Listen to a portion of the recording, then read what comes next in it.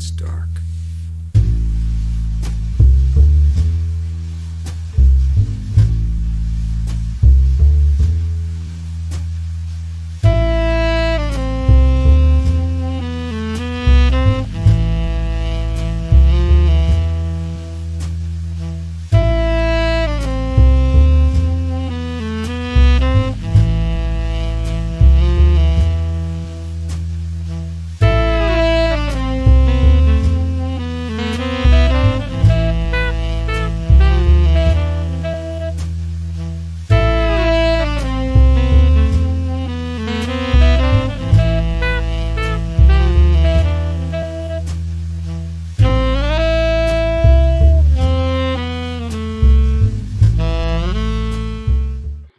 Hello, everyone, and welcome to the DemonPeaks podcast, the dirtiest place outside of the Roadhouse, and the only podcast in the entirety of the internet to hear about Twin Peaks. I'm, of course, DemonPeaks Sean. This is GothPeaks Adam. Say hello, Adam. What's happening, guys? Today's show, we're going to talk about Twin Peaks Season 1, Episode 2. You may also notice we have some guests here with us today. Who are you? We are Wisteria Lodge. Wisteria Lodge. All okay. right. What are your Welcome, names guys. if you choose to give names? Oh yeah, absolutely. My name's Dustin Carpenter. I play Dustin. guitar. My name is Karen. I am the vocalist. And my name is Ryan. I'm on keys. I like Ryan. Right. I like what he's about. Like, he reminds me of Dustin Hoffman. But before we start, I want to give a shout out to the people who did our opening song. Lula is in trouble. Song is Midnight Coffee. And if you're on YouTube, our logos and artwork are done by Corvid Days. Find them on Etsy. They do amazing work. The show opening was done by Goth himself, and it's a damn good job. Thank you. Yeah. I don't know what format you're listening to, but this is offered on YouTube. Look for DemonPeaks Podcast and Anchor. Look for the same. We're on Spotify and a bunch of other shit too. We still don't know. We still have no fucking Whatever else we're not aware of. Okay, Wisteria, you guys have a new single coming that was out. Mercy, it's fantastic. Thank Yeah, you. thank you. Tell us a little I bit just saw the about video too. Amazing video as well. Yeah. Thanks. Cheers. How long you guys been a band? Give us a little bit of rundown of you all. Well, I've been in the industry a little over 15 years.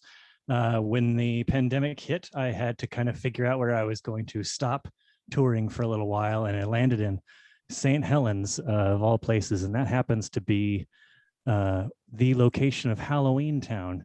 And these fine people, Karen and Ryan, had made their home here, and I stopped in and we watched some Twin Peaks together and got inspired, and we started playing around with some songs, some Julie Cruz stuff, and then myself not quenched, I wanted to pursue original music that was still inspired within this realm, this universe. And so Mercy was the first song that kind of fell out of us collectively. And you guys have been doing some live shows. You've been touring a little bit around Portland. Yeah, you we guys been play putting in in the the work. Pacific Northwest. Pacific and Northwest. yeah, we've got a little community here in St. Helens. We were playing on a rooftop for a while. Now we're playing a haunted hotel. That was amazing. Didn't the Yeah. Beatles already do that? Yeah, we figured, start at the end, because then Work where your way else is back. there to go, Then It's you, very then you- Lynchian. yeah. Then you do the bubblegum pop at the very end of your careers. You start off with Hamburg. Yeah. the psychedelic stuff, and you work backwards. Have you all been Twin Peaks fans for a long time? Are you lifelong fans? Are you all come at different places? So personally, I came back to the foothills, the mountains in California after a stint in LA for a little while, and it was snowing, and I was in a dark jazz pop band, and the guitarist was obsessed with Twin Peaks. Never seen it, heard about it, heard legends, especially of Fire Walk with Me, and not in the positive. And so I sat down for the first season and the second, and you just feel disjointed, and I don't know if it's like unsatisfied or just fractured, that ending. And so anyway, I never picked it up again, but I had the experience. And when we were all kind of quarantined, the option was like, well, there's try plenty of this things to again. watch. Yeah, Ryan and I had tried to watch it a few times. We watched the pilot, but it was just so long, and we've got about the attention span of goldfish. So it was hard for us to get through the first episode, but once we finally made it through the first episode and then the second episode and the third episode, we were just absolutely hooked and we couldn't get enough. We just plowed through the entire thing. And then I think in probably about 3 months, we probably watched it 4 times through. It Plus was the explanation. plus a couple the times. explanation that goes with it, from and I still don't have enough. So Well, I think that- I think that we can was- all agree that it doesn't get its stride until episode 3. Oh Yeah, yeah, I which is agree. tonight's well, episode. that was my big complaint about the pilot is it was too fucking long. Like it just dragged a little bit, in that middle section where nothing was going on, and then it didn't really end satisfying. So you have to go into it. But once you get through that hull, I think it's Once a lot I had easier. enough people telling me that it was worth getting through those episodes, I was like, all right, I'll give it a chance. And then I never looked back. I'm so happy. Yeah, that's really common for a lot of people to try getting through the first episode a few times before actually getting into the whole thing. Yeah. Did you guys watch episode 2 to prepare for today? We Yes. sure did. All right, good. All right. This was the episode that ups the weirdness, I think. First time watching. Were you expecting this level of weirdness? Like people had told you about it, you said, but did you know going in that you were going to get dancing little midgets and red No. rooms and comic Like book? I personally knew of the mythos of it, Mhm. I guess, or just kind of culturally aware of it, but I had no idea it was going to go that weird. And when it went that weird, I just went that much harder for it. I was like, I am in. I'm here for it. What about you, Adam? What did you the first time watching? Did you expect what happened? This is like the ups, like I said, ups the Mhm. weirdness. What did you think? Well, most of what I heard about Twin Peaks before actually watching it was from VH1 from I Love the 90s, right? So, and they mentioned that they showed that Just little guy. It's just So Michael I was Ian just waiting Black. for all the weirdness. Yeah, Michael Ian Black talking about it. But no, I already knew all that stuff was going to be coming. I just didn't know when or how and in what context it was going to be introduced. Well, the um, context doesn't help. No, not at all. But when I saw it, I loved it though. I think that's the point where it kind of divided a lot of people, right? I think so. I think if you I made think it, some people checked out if they weren't into if it. you made it after this issue and you were still a fan, or this episode you were still a fan, you were going to watch the rest of it. You're about Twin Yeah, Peaks. yeah. But if you stopped here and you were like, I don't really, I don't care for girls talking backwards Absolutely. or forwards, then you were fucking done. No, I loved all the weirdness, and it just it triggered some kind of feeling in me when I was watching it, and not only because I was high. Also, Well, because I you were mean- high. It really I is. mean, like a also, dream. yeah, I'm sure it got amplified, Yeah. but it was amazing. I loved every bit of it. Well, we're going to go through that episode today. So I'm just going to run through it. Stop me, talk about whatever you want to talk over me. This is what we do here. I do have a one of the things we were having a conversation about chlamydia, me and the band. Oh, And, nice. I have a chlamydia story, if you don't mind.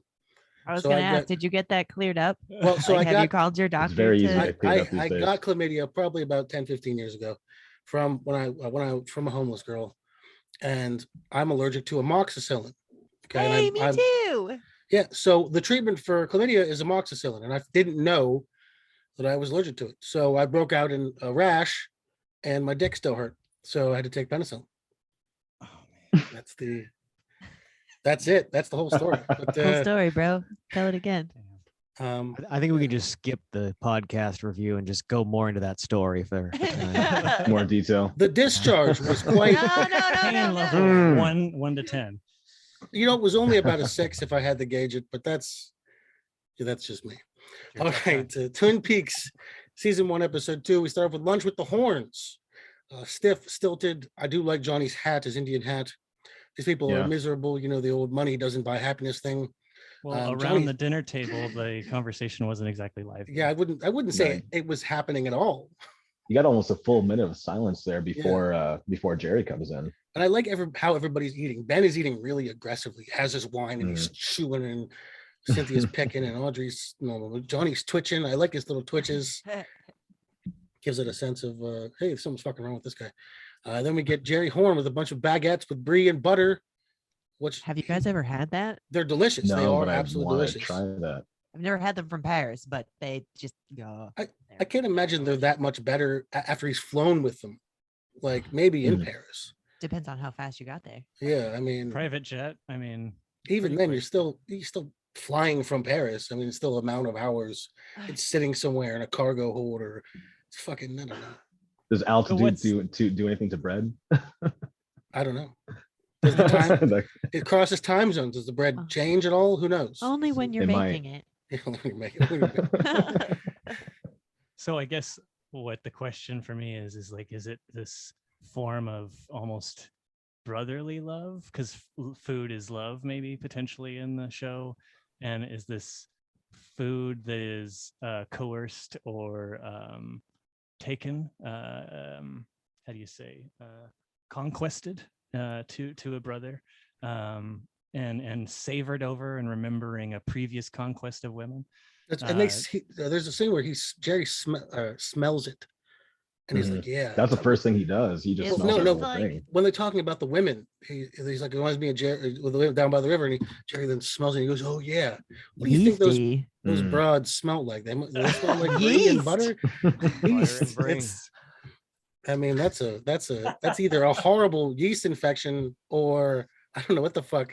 If I was Brie going, infection. It's clean bread. I mean, well, not if it's been in a plane. We just talked about this. They fucking international date lines change everything. But I don't know if I was going down to someone. I was like brie and butter. I may. there are worse things it could smell Yeah. like. I'd make it a Mhm. washcloth though, and just Okay. Enough with the For the best. chlamydia. Knock it off. Well, I think what's worth pointing out, and I think this is along the lines of what Dustin was getting into, is the juxtaposition between the lack of love for the food around the Probably dinner made table, by yes. and a then maid the or- amazing love for the brie and bread. I like that. Yeah, because he hates Cynthia's cooking or whoever cooked it. I can't imagine she cooked it. Whoever's cooking, and then Jerry comes in with these sandwiches and he loves it. He's just devouring it, and yeah, the camaraderie between brothers does not extend to the rest of the family. Yeah, it was kind of a passive aggressive leaving or departure, I don't even know if it was passive aggressive because he's very aggressive about how he doesn't like them. Yeah. Yeah. It's been nice. Yeah, always a pleasure or whatever. He's like, That's "Get what it the was." fuck out of here, you jackass." He was more than happy to get out of there. Yeah. Jerry's reaction to Laura's death is quite strange, but it's genuine, Oh, just say he's full, mouth is full. Laura, Oh, what about the Norwegian? Yeah, what about the Norwegian? He's worried about the money, but we don't really know what Jerry's stake in the business is until the return. He's got some controlling interest, I'm sure. But yeah, moving on to James and his love of fruit punch. Go ahead. The only thing that stood out really quickly for me at the end of that scene is that they focused on a woodsman on the back wall. Yes. That's kind of like a very, very early woodsman reference. Yeah. Do you think? Yeah. Do you think it was just look at that weird thing, or do you think there was I some think woodsman Lynch in mind? is purposely playing with something at all times, and I don't know if he knows that at the moment or in the editing room 2 years later. But there's I'm always thinking something it might in be the frame. latter. Yeah, but Yeah, it all he's works. playing with something. Agreed. There's something. Yeah, and I love seeing the woodsman there, knowing what we know now. Yeah. Very cute. We'll move to James, still at Donna's house. He had the fruit punch. The mom wheels herself away. There's no ramp in this house. She's just barred from the upstairs. They live downstairs, I believe. Yeah. Like she wheels into the room in the back. Is there no buggy to get upstairs? They don't have like They one of don't those show rascals one. I think Donna has full reign of the upstairs. I think Yeah, Donna's queen Donna- of the house. and the two sisters who nebulously live somewhere in the house. Oh, that's right. Yes. It's a big house. It's got to be. There's a basement. There's a basement. Yeah. Well, that's where they stick one of the sisters when they're not on camera, because one of them has a bedroom. We've seen it, and the other one just lives with her piano. They attach it to her so she can. Well, that's what happened. Now we know. They chained her to the piano in It the was the basement. dungeon Yeah, piano. that's what really you what do. it was. And that's what Michael Jordan's dad did to the court. He's made him go out there for hours and practice. I was like, chain him to the basketball Yeah. hoop. That doesn't Yeah, help at just did it. all. He said, if you can make three points for the next 6 days, you can eat. And then now he's Michael Jordan. So something to be said. If we have kids, me and Adam have kids. I don't know if you guys have kids. Chain them to something to get good at stuff. It worked for me. Seems like a pretty logical way to do it. Yeah, Chain them to train them. chain them to train them. That's right. Put some puppy pads down. You're good to go.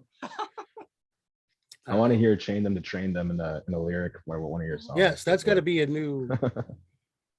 Jot Right. it down. We'll work on it. Then we move on to skipping ahead from James being a piece of shit to One-Eyed Jacks and the 80s costumes. A little too tacky for my taste.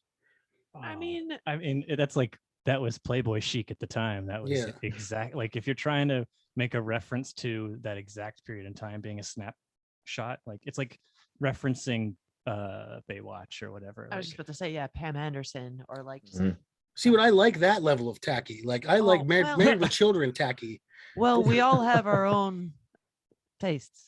Yeah. So they're just gonna Sean, you preferred the busty can't- level of tacky. can't No, please no. everybody. Yeah, not really. But I don't look at playing cards and I'm like, you know what? I could get behind that. It's never happened for me. But Ben Horn, he likes him young, blonde, and of spades, I guess. Which we meet Blackie here, and you instantly hate Jerry with the way he treats the bartender. Next stop, rocket science. Rocket science. Whatever. Fucking Yeah, it's kind of a dick. yeah. And the girls look a little young, which is the predilection of the Horn boys, apparently. And I like the blonde girl, sort of mirroring Laura, blonde, young, and she looks a little bit like a slutty Lucy, in my opinion. The girl, the new girl, Oh, who's okay. going to break Mm. in. I don't think it was intentional. She just has that look. Incredibly nervous, that one. Yeah. Well, Yeah. some old guy's gonna come mount you. I don't know how good she could feel about the situation. Right. Everybody has different tastes. That's man. true. I, Yeah. I mean, she's getting paid. That's her, Yeah, those Whatever. horn boys have deep pockets. yeah. And Yeah. it's in Canada. I think anything goes in Canada. It's That's what I've heard. That's why they're happy. I just think that there's a little bit of a parallel with Ben's love of these young blonde girls and Laura. Are they indicating that Ben is involved in it? We're still in the mystery phase, early mystery phase, and Ben has not been ruled out. I think that's what they were going for, but who the hell knows? What do you think, Adam? I think it silently throws it out there for sure. Yeah. Yeah, if anything, that might be the initial acknowledgement of Ben as a suspect, is kind of painting him in this position. Yeah. Mhm. Especially because they talk about Ronette working at the counter or later. Counter. Perfume So, counter. There's a Yeah. it gets them in. Who's working at the perfume counter? Everybody's been shipped up to be prostitutes. The department store is Nobody empty. right now. Gladys. Gladys. Then we go back to James and Donna, and they're just talking about how, oh man, I had the hots for you when I was sleeping with your best friend. We go more of that. He's like, I would have told you I cared about you when I was still sticking it to Laura, who was still alive, which I don't buy. He was gaga for Laura. Gaga. I wanted to tell you right there that I love you. But I couldn't for Laura. It's like, then they're kissing, and he's the worst kissing. He just goes, and she's just fucking moving around on his face. So I feel like us examining this as professional adults, we're missing the point of awkward teenage years. And Yeah. I guess you might have all had a flawless opportunity with the opposite sex, but man, sometimes you just think that you're so in love and this is it. And even when you were in love, you might have also been in love, and there might be something better around the corner. And that was very illustrated in James's character, especially at that time. I don't know if it was Absolutely. intentional though, for James. Yeah. But you do make a good point. There was that the awkward teenage onion of love. Triangle, Yeah, quad, triangle. square. I If it's a tulpa, does it count? here's a good question for you. If you if you bang a doppelganger, it's your doppelganger. Is that? I mean, it's not gay, You right? both disappear. It's just like if you're masturbating, like it's Yeah. not gay. It's nothing gay. about Exactly. it. You're doing it It's to just- yourself. it's It's fine. fine. It's celebrating your strength. It's Which totally is fine. yourself. Yeah. I'll do it. I would do it. I would do it. Yeah. Just to see, you take turns, see how I did, what I can improve on. I just watched a documentary different literally on perspective. this happening in people in England, and they did a study, and like there was two gay guys that were doppelgangers. They were the highest match. They had like a 90% match on their face, and they were both like, well, we can't be attracted to each other because then that'd be wrong. But it's like, well, here you are. Here's your one opportunity. Did they take it? Did they do it? Did they? I mean, not on camera, but I mean, maybe on their OnlyFans. I'm not sure. I wonder. I want to know how it was. I'm curious. You can Google it after the show. Yeah. We will. You worry about what kind of lover you are, and now you've got proof. I don't like that face I make. Yeah. But if it's a Lynchian tulpa, I'd think they'd murder you or White Widow you afterwards. And that'd be- Maybe, but Yeah, take your soul. something What if- not good would happen for sure. what if Yeah. you're a piece of shit and then your tulpa's like a good guy? You know what I mean? And then you would kill it. Yeah, then you'd kill it. Yeah. So I got a 50-50 shot. Like, who knows? Am I the good guy or the bad guy? Oh, Are fuck. we the baddies? the We'll go baddies. find out. What you're saying that our skull is not Aryan skull shape? We've got these little skulls on our Little skulls, hats. Are yeah. we the baddies? Thank you, Mitchell and Webb. Then we finally get to Coop, who has finished his whittling and made a cute little flute thing. A hawk calls just in time. With him that Ron had worked at Horns, and he says the one-armed man was snooping around, which is not accurate. He was not snooping around. He was walking through the hospital to You go just see a saw friend. him. Yeah, because there's a Started one-armed man following him. snooping. He looks different, so he automatically looks suspicious. Yeah, that's Get him. very ableist of Hawk. Whoa. One-armed guy. What are you doing here? Where are you going, one-armed guy? Snooping around the hospital. Okay. Knocking at the door. It's a note from Audrey. Jack with one eye. Why not just put one-eyed Jack? 'Cause I get there's like a mystery, but she's trying to tell him something. I don't get It's that. just needless fluff. It seemed pointless to me. Yeah. Plain hard to get. Yeah. Audrey still didn't know the full picture yet either. She just didn't. had ideas and suspicions, good ideas, good suspicions, but it took almost losing her life to find out the full picture. That's right. Yeah. And then Audrey. So we'll get to that. We'll get to Audrey's nonsense later. Then we go to Bobby and Snake meeting Leo in the woods. I'm going to call him Snake. No one else calls him Snake. They did one time. Leo is great here. He's very menacing. And I love the relief Bobby gets when he thinks Leo has no idea sleeping with Shelly. He's like, oh, man, yeah, we'll take care of it, bro. We'll take care of it. And I also want to point out. You think it is? Yeah. Who stepping out? Who would do that in this town? Also, Leo can throw a deflated football really well. Very well. He could have went pro. What's up with the mystery man or woman? The guy, yeah, we never find out anything. Yeah. Who do you think it was supposed to be? Anybody? I have no fucking idea. My girlfriend was asking me last night when I was watching it. I'm like, I told her I didn't know, and she was upset that I didn't know because I've seen him so many times. I'm gonna go with someone in the Renault family. Okay, there's Mhm. many of them. We Yeah, found, so many of them that show up Yeah. in the return and whatnot. It could be anybody. and they did work with Leo a lot. So one of the Renault, yeah, I like that. Actually, that's the best explanation I've ever heard. Mhm. The only thing that I ever had was potentially what's her name? Josie. Josie. Because she's Josie? worn a mask and shot Cooper before, and Yeah. she was going to work with Leo in the whole underbelly when what's his name was in prison. You wouldn't think you'd bring her along for your minor drug deal, though. I don't know, and again, like it could have been a horn too, just to Yeah. like make sure he works well or Mhm. clean. Because Jerry he's had just gonna- gotten into town. he's going to hire him for another gig anyway. He Yeah. wants to make sure it works, and he kind of was super cheesy and like the gloves and mask and like, oh, I'm going to hide behind a tree, but it, like that's not what a criminal would do. So it just kind No. of it puts me off as like somebody who's trying really hard and like hanging out with somebody who knows he is a criminal but doesn't know how. It's then that group of friends when you're the odd man out and you're trying to fit in. So you wear your evil gloves and your mask for your. For Your me, cook. the big important part of this scene was the introduction of Leo's need for a new pair of shoes. Because he needs it. Oh yeah. It's a lust. Becomes a almost, big I would deal say. later. Yeah, for his Very new big pair deal. of shoes. Man just got 10K for this Coke. He could buy a fucking pair of shoes. Or fix your fucking house. Do something. We never find out what he does with any of this money. Blows it. He wants to get some More expensive Coke. shoes. Yeah, more Coke. We never Coke see him and do. women. We never see him doing the Coke. Maybe in Fire Walk with Me, but I don't recall him. Thank God for Laura. She really took one for the team on that one. Yeah, Laura was like a fucking vacuum. She was a Hoover with that Coke. Fire hose. Oh yeah. Hey, you don't get high on your own supply. Yeah, no, you certainly shouldn't. Then this is the only time we ever see Bobby do anything football related.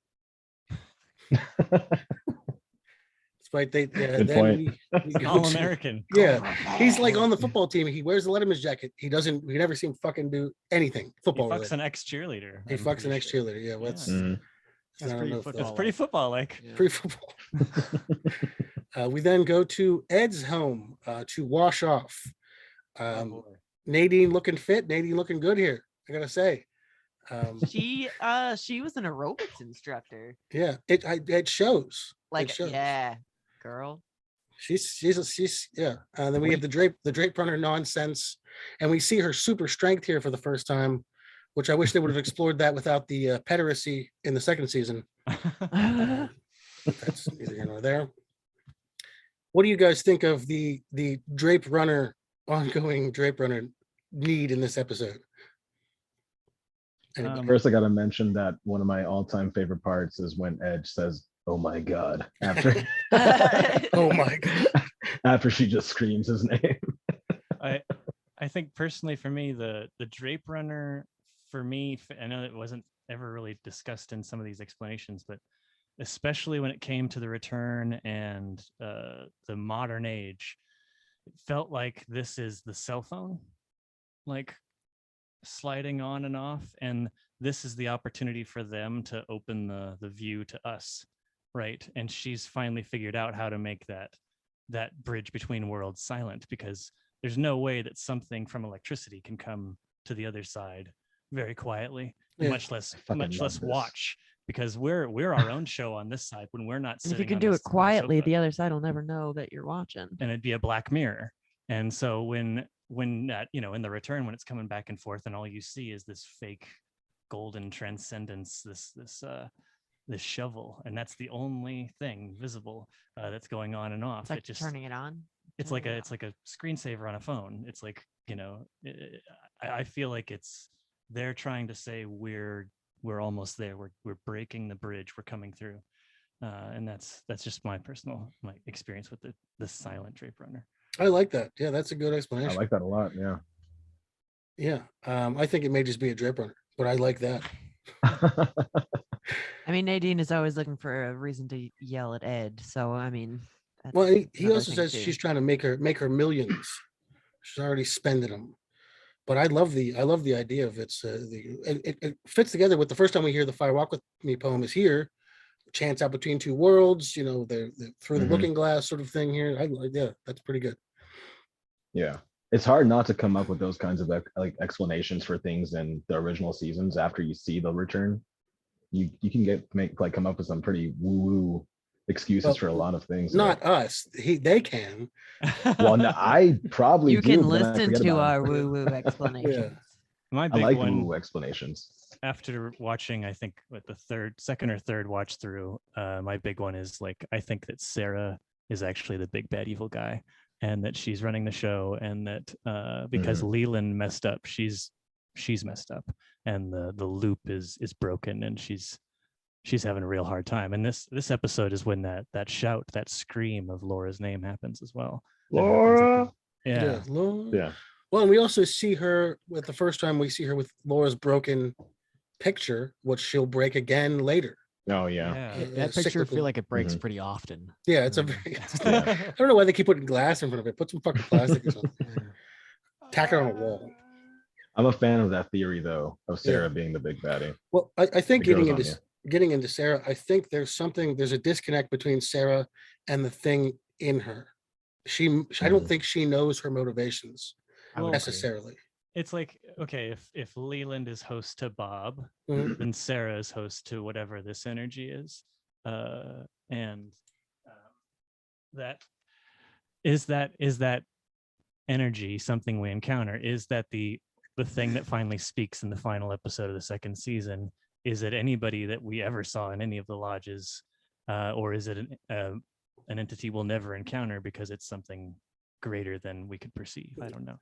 Well, I always got the feeling that the Judy entity or whatever you want to call it was running the shots. Because if you look at, I had a theory about Mr. C in the third season. Just getting ahead a little bit, in that Mr. C was being controlled by Bob still. He didn't know it. Why did he want to go to Judy? Because Bob wanted to go to Judy. The doppelganger had no no idea what it wanted. It was following this instinct from a thing inside of it. It was pure instinct. And it wanted to go back to the safe spot. Bob was weakened. It was in this thing. It wanted to go back home to mom, and that's why it was being drawn. I want to go to Judy. It was the whole thing it needed to do. And it didn't care what it had to do to get there. Well, Judy has been referred to as the mother of Bob, right? Yeah. Yeah. I mean, Yeah. and Sarah Palmer is quite literally the mother. So, And we even see her, takes off her face and we see Laura's face and there's just the ring finger. I mean, we know that Sarah's, but we look at Leland and Bob and he doesn't know when he's Bob. He quite literally says that I don't know when I'm him. I think Sarah may be experiencing a similar sort of activity. I don't agree with that necessarily, because I think there's very specific times when Leland turns in to Bob, and it's very specifically when he goes behind that kind of vanity, I guess, that's in, and there's a mirror. Yeah. I always thought it was like another part of the house, but it's just a mirror, and he looks into it and he becomes Bob, and that's when his hair turns white. He comes out from behind that and his hair's white. He didn't come downstairs like make his day. People would have seen him come downstairs. He was behind a mirror in his suit, came out, and people are like, holy, like, I just saw you 5 seconds ago. Why is your hair solid white? That kind of stuff. I feel like he's under control. And I think there's always those deathbed confessions of like, well, I'm already doomed. So I have to say the thing that might get me into heaven, if that makes any sense. There's also, if we look at like Fire Walk with Me, he's shouting like, don't make me do this, and things of that nature. So there's a little bit of duality to that too. Yeah. I don't like to believe that he has a lot of control over that. I like to think that he's more the victim to like Bob a possession of some kind. I think that the Twin Peaks, like a lot of good art, is kind of shining a very particular light on capitalism, and this guy is not a good guy. Like he, that's the thing. At the end of the day, is like he's still a corrupted individual working for corrupted individuals, and it doesn't bother him. Like he has a nice house and a family, and it doesn't matter if he abuses them. He is the king of the castle, and that, you see what I'm saying? So like there's Bob, and then there's this guy Leland who's still not a great guy, and the Open demon for the tainting. Yeah, the demon or the thing that's riding on their back that we get to identify still happens to be this otherworld entity. But when they're out in the public, I mean, hell, Cooper almost got decked, when Bob was driving crazy, I think that at the end of the day, he can make any excuses he wants, and you're right. And he was still sexually assaulting his daughter. Doesn't matter who was doing that, he was doing it. He was physically doing it. You can say, oh my God, I had a demon inside of me, but you still fucking did it. It still happened. Yeah. Same as Sarah looking the other way. Yeah, and him drugging her, and then her, she's drinking the milk. This happens all the time. You know what the fuck is going on. You're not turning a blind eye. Yeah. The whites of the eyes. Yeah. There you go. And with Sarah, there's still also a lot behind that line of what's going on in this house. I mean, taking everything as a whole. I'll just leave that at that. But there's some cognitive dissonance with Sarah over, I don't want to see it, so it didn't happen. Yeah. Again, it's big bad evil guy. It's like, why are you doing that? You're not supposed to be behaving like this. You're off script. What's going on in this house? That's how I took it. Yeah, the mother and Bob's relationship didn't necessarily involve that level of masochism regularly. I think that was kind of pointed out in the return. I mean, Fire Walk with Me. Yeah. That the cycle sort of got interrupted by the one-armed man. When they went on their joy killing together. When they slid the ringer to give the ring to Laura when she's being murdered. Yeah, I like that. Yeah. Okay, we're gonna move on a little bit to Shelley with some noticeable bruises from the sock with soap in it, and I love at the top of her TV there's a picture of Leo looking really disgruntled at her. Like, just don't forget, like, I'm fucking fuck you. Bobby comes over and he's very genuine here. He's showing some Mhm. compassion, some caring. I kind of like Bobby and Shelley as a couple. His anger and her fear, they feel very, very, very genuine here. I like how mad he gets. He shows a lot of passion. Ultimately, he doesn't really do anything about it, but it's Mm. kind of a cute couple moment as much as you can with some domestic abuse. But that's Twin Peaks, Yeah. baby. Yeah. At its best. Yeah. Then we move to the Yeah. other couple everybody knows about, Ed and Norma. They Oh, talk that's about. my favorite. I they're- love them. I mean, Yeah, they're me they're the too. cutest couple. Drape Runner madness is sweeping the nation. Um, and I like that. My favorite thing about them is they can talk about couples, their other couple-ings together, and they're still like trying to help each other. He's like, "Oh, my bitch of a wife sure hates me," and she's like, "Oh, That's too bad. I heard about it. yeah." So she was just gaga over the. Then we go to the famous rock bottle scene. Lots of donuts, because as we've talked about, I'm convinced these cops are high all of the time. Yeah. They are ineffective at their job at best, and at Too worst. much sugar. But at least they're Yeah. nice about it. They're very Unlike the nice about it. Buckhorn folks. No, those yeah. Well, Mhm. if the Buckhorn guys had the Twin Peaks weed, they would be nicer.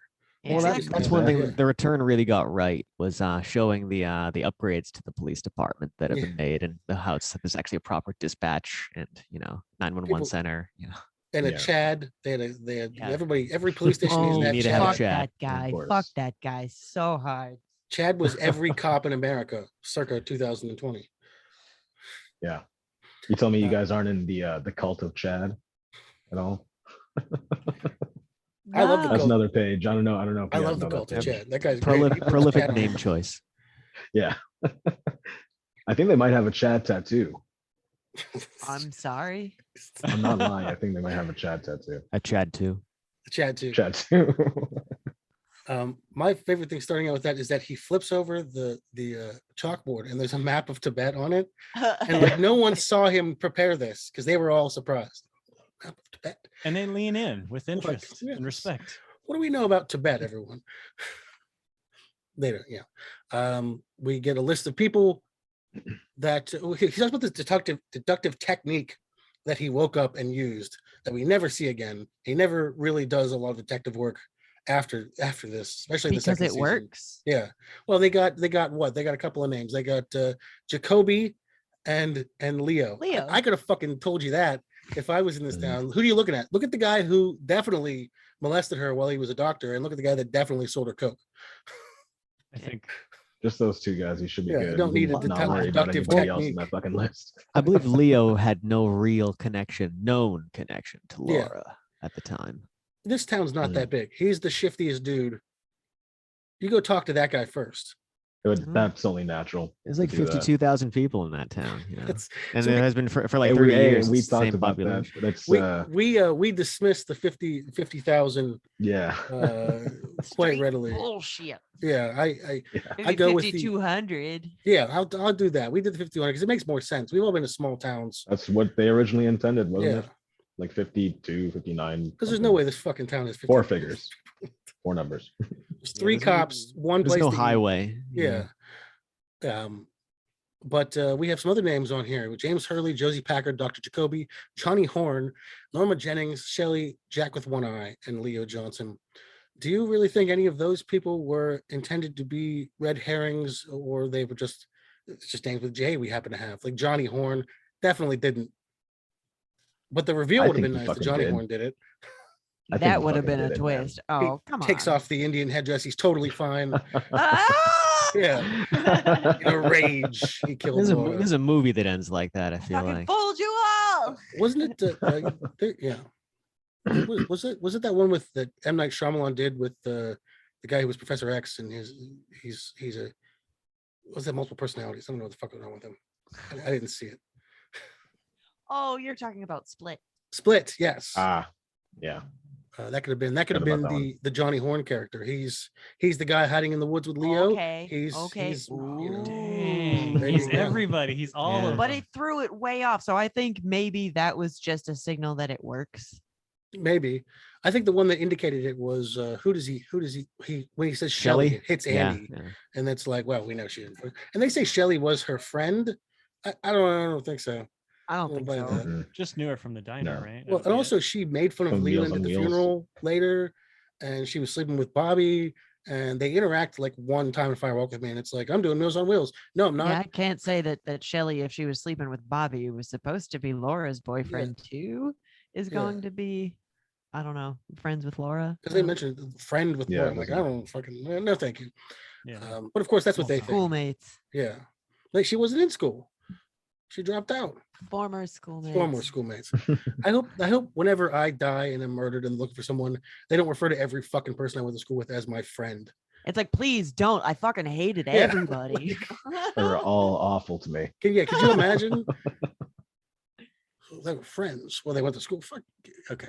For me, Um, this whole scene really, I guess, drives home the fact that this probably all came from a dream and that it manifested these great, amazing, powerful things.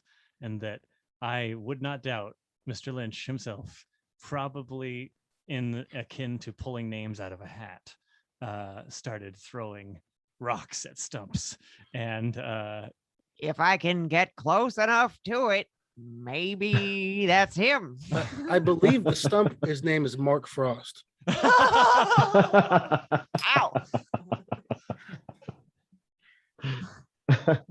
If I hit you, there's a midget dancing. Hold still, Mark. Ah. I mean, if you get the red room from holding onto a hot car, there's, how do you say, like, you have the audience, you have generations potentially captive, and you have this moment to speak about your vision and like the potential for what you believe in. And at that time, though I know he got into TM and was at that time, he was really, really trying to push this dream thing. And I think he was right to do it because it's universal and we all have access to it.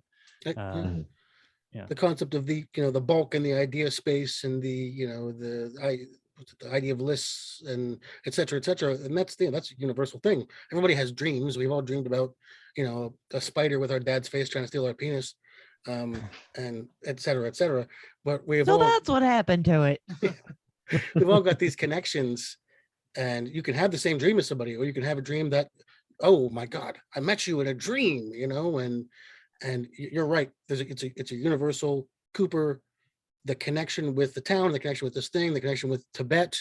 And I like Tibet because everybody has a thing that they like, that they're slightly embarrassed, but they have a lot of knowledge about. And that's Cooper's thing, is Tibet. He loves it and he wants to talk about it, but he doesn't have the audience. And now he does. Sit there, I'm gonna fucking talk about Tibet, and I'm gonna throw rocks at you because I'm the FBI. Well, I I Lucy think just for soaks it up because she's reading a Tibet book later. She is, yes. for me, this was the moment in the show on my first watch where I realized that something was very off about the FBI and the way it was being portrayed. I was like, okay, this is I've never woken up with a fully deduced method of figuring things out and put it into action and then had credibility behind it. Like everyone's treating him as if this is a very normal thing that FBI agents do. When you work in proximity of the Blue Rose Task Force, I think they allow a lot of weird things. But he makes a good Touche. point. What they don't know what the Blue Rose Task Force is. These people in small Twin town Peaks. cops. Mhm. They They're just lean like- in hard. They're like, this. "Oh I guess my this is God." the FBI. I Yeah, I guess. guess. He's like, I don't know what you're doing, but I'm Keep it going up. with you. Yeah. Well, and what is Yep. their exposure to the FBI in this small town? Has to be None. minimal to zero. So What you they just see on assume TV. if I was doing something, the FBI rolled up and like, we gotta fucking measure your feet. Okay, I guess that's what you got to do. That's what you're doing, right? And by the way, have you heard of Tibet? It's a small country. I don't want to Throw get rocks. nobody. I don't want to get China on my back, so I'm not gonna say too much more about Tibet. I have to apologize publicly. Does Twin John Peaks Cena. air in Good move. air in Gotta get China? them streams, man. I don't think anything airs in China. Okay. Now you're in trouble. Except Yeah. Fast and Furious, right? Cancel. Fast and the Furious, except for Tokyo Drift, they're not gonna, Exactly. gonna get it right out of here. Then we Wonder move if you to But that is a good point, right? That everyone from the sheriff's department only work, the FBI people they see are only It's people just that Coop. work with the It's Blue Rose Task Force. Coop right? and Albert. Who, Yeah, I like, mean, just those two. one of them has weird dreams. One of them is really mean to me. He's FBI. playing I around. just don't understand He's his just method of comedy. playing. He's harmless. We move Does it to all with love. Coop and Harry. They found the bloody towel, and we get our first Albert Rosenbaum appearance, and he just fucking rips into Lucy, who is reading a Tibet book. You're right. Yeah. Instant asshole here. I love Albert. And then he's told by the sheriff that he's going to be, if anybody else talked to him like this, he's looking for his teeth 2 blocks up on Queer Street. And that's some foreshadowing there. I just love that Albert is the type that it's not like, like, oh, that person is hard of hearing, and then they scream at you. Mhm. Albert is like, oh, you must be stupid. Let me spell it for you. Like, he's that special kind of asshole, and I love it. She gets about 2 words out. Albert, she's like, just spells it and he yells at her. He degrades her. Very charming asshole. Yeah, Charming, yeah.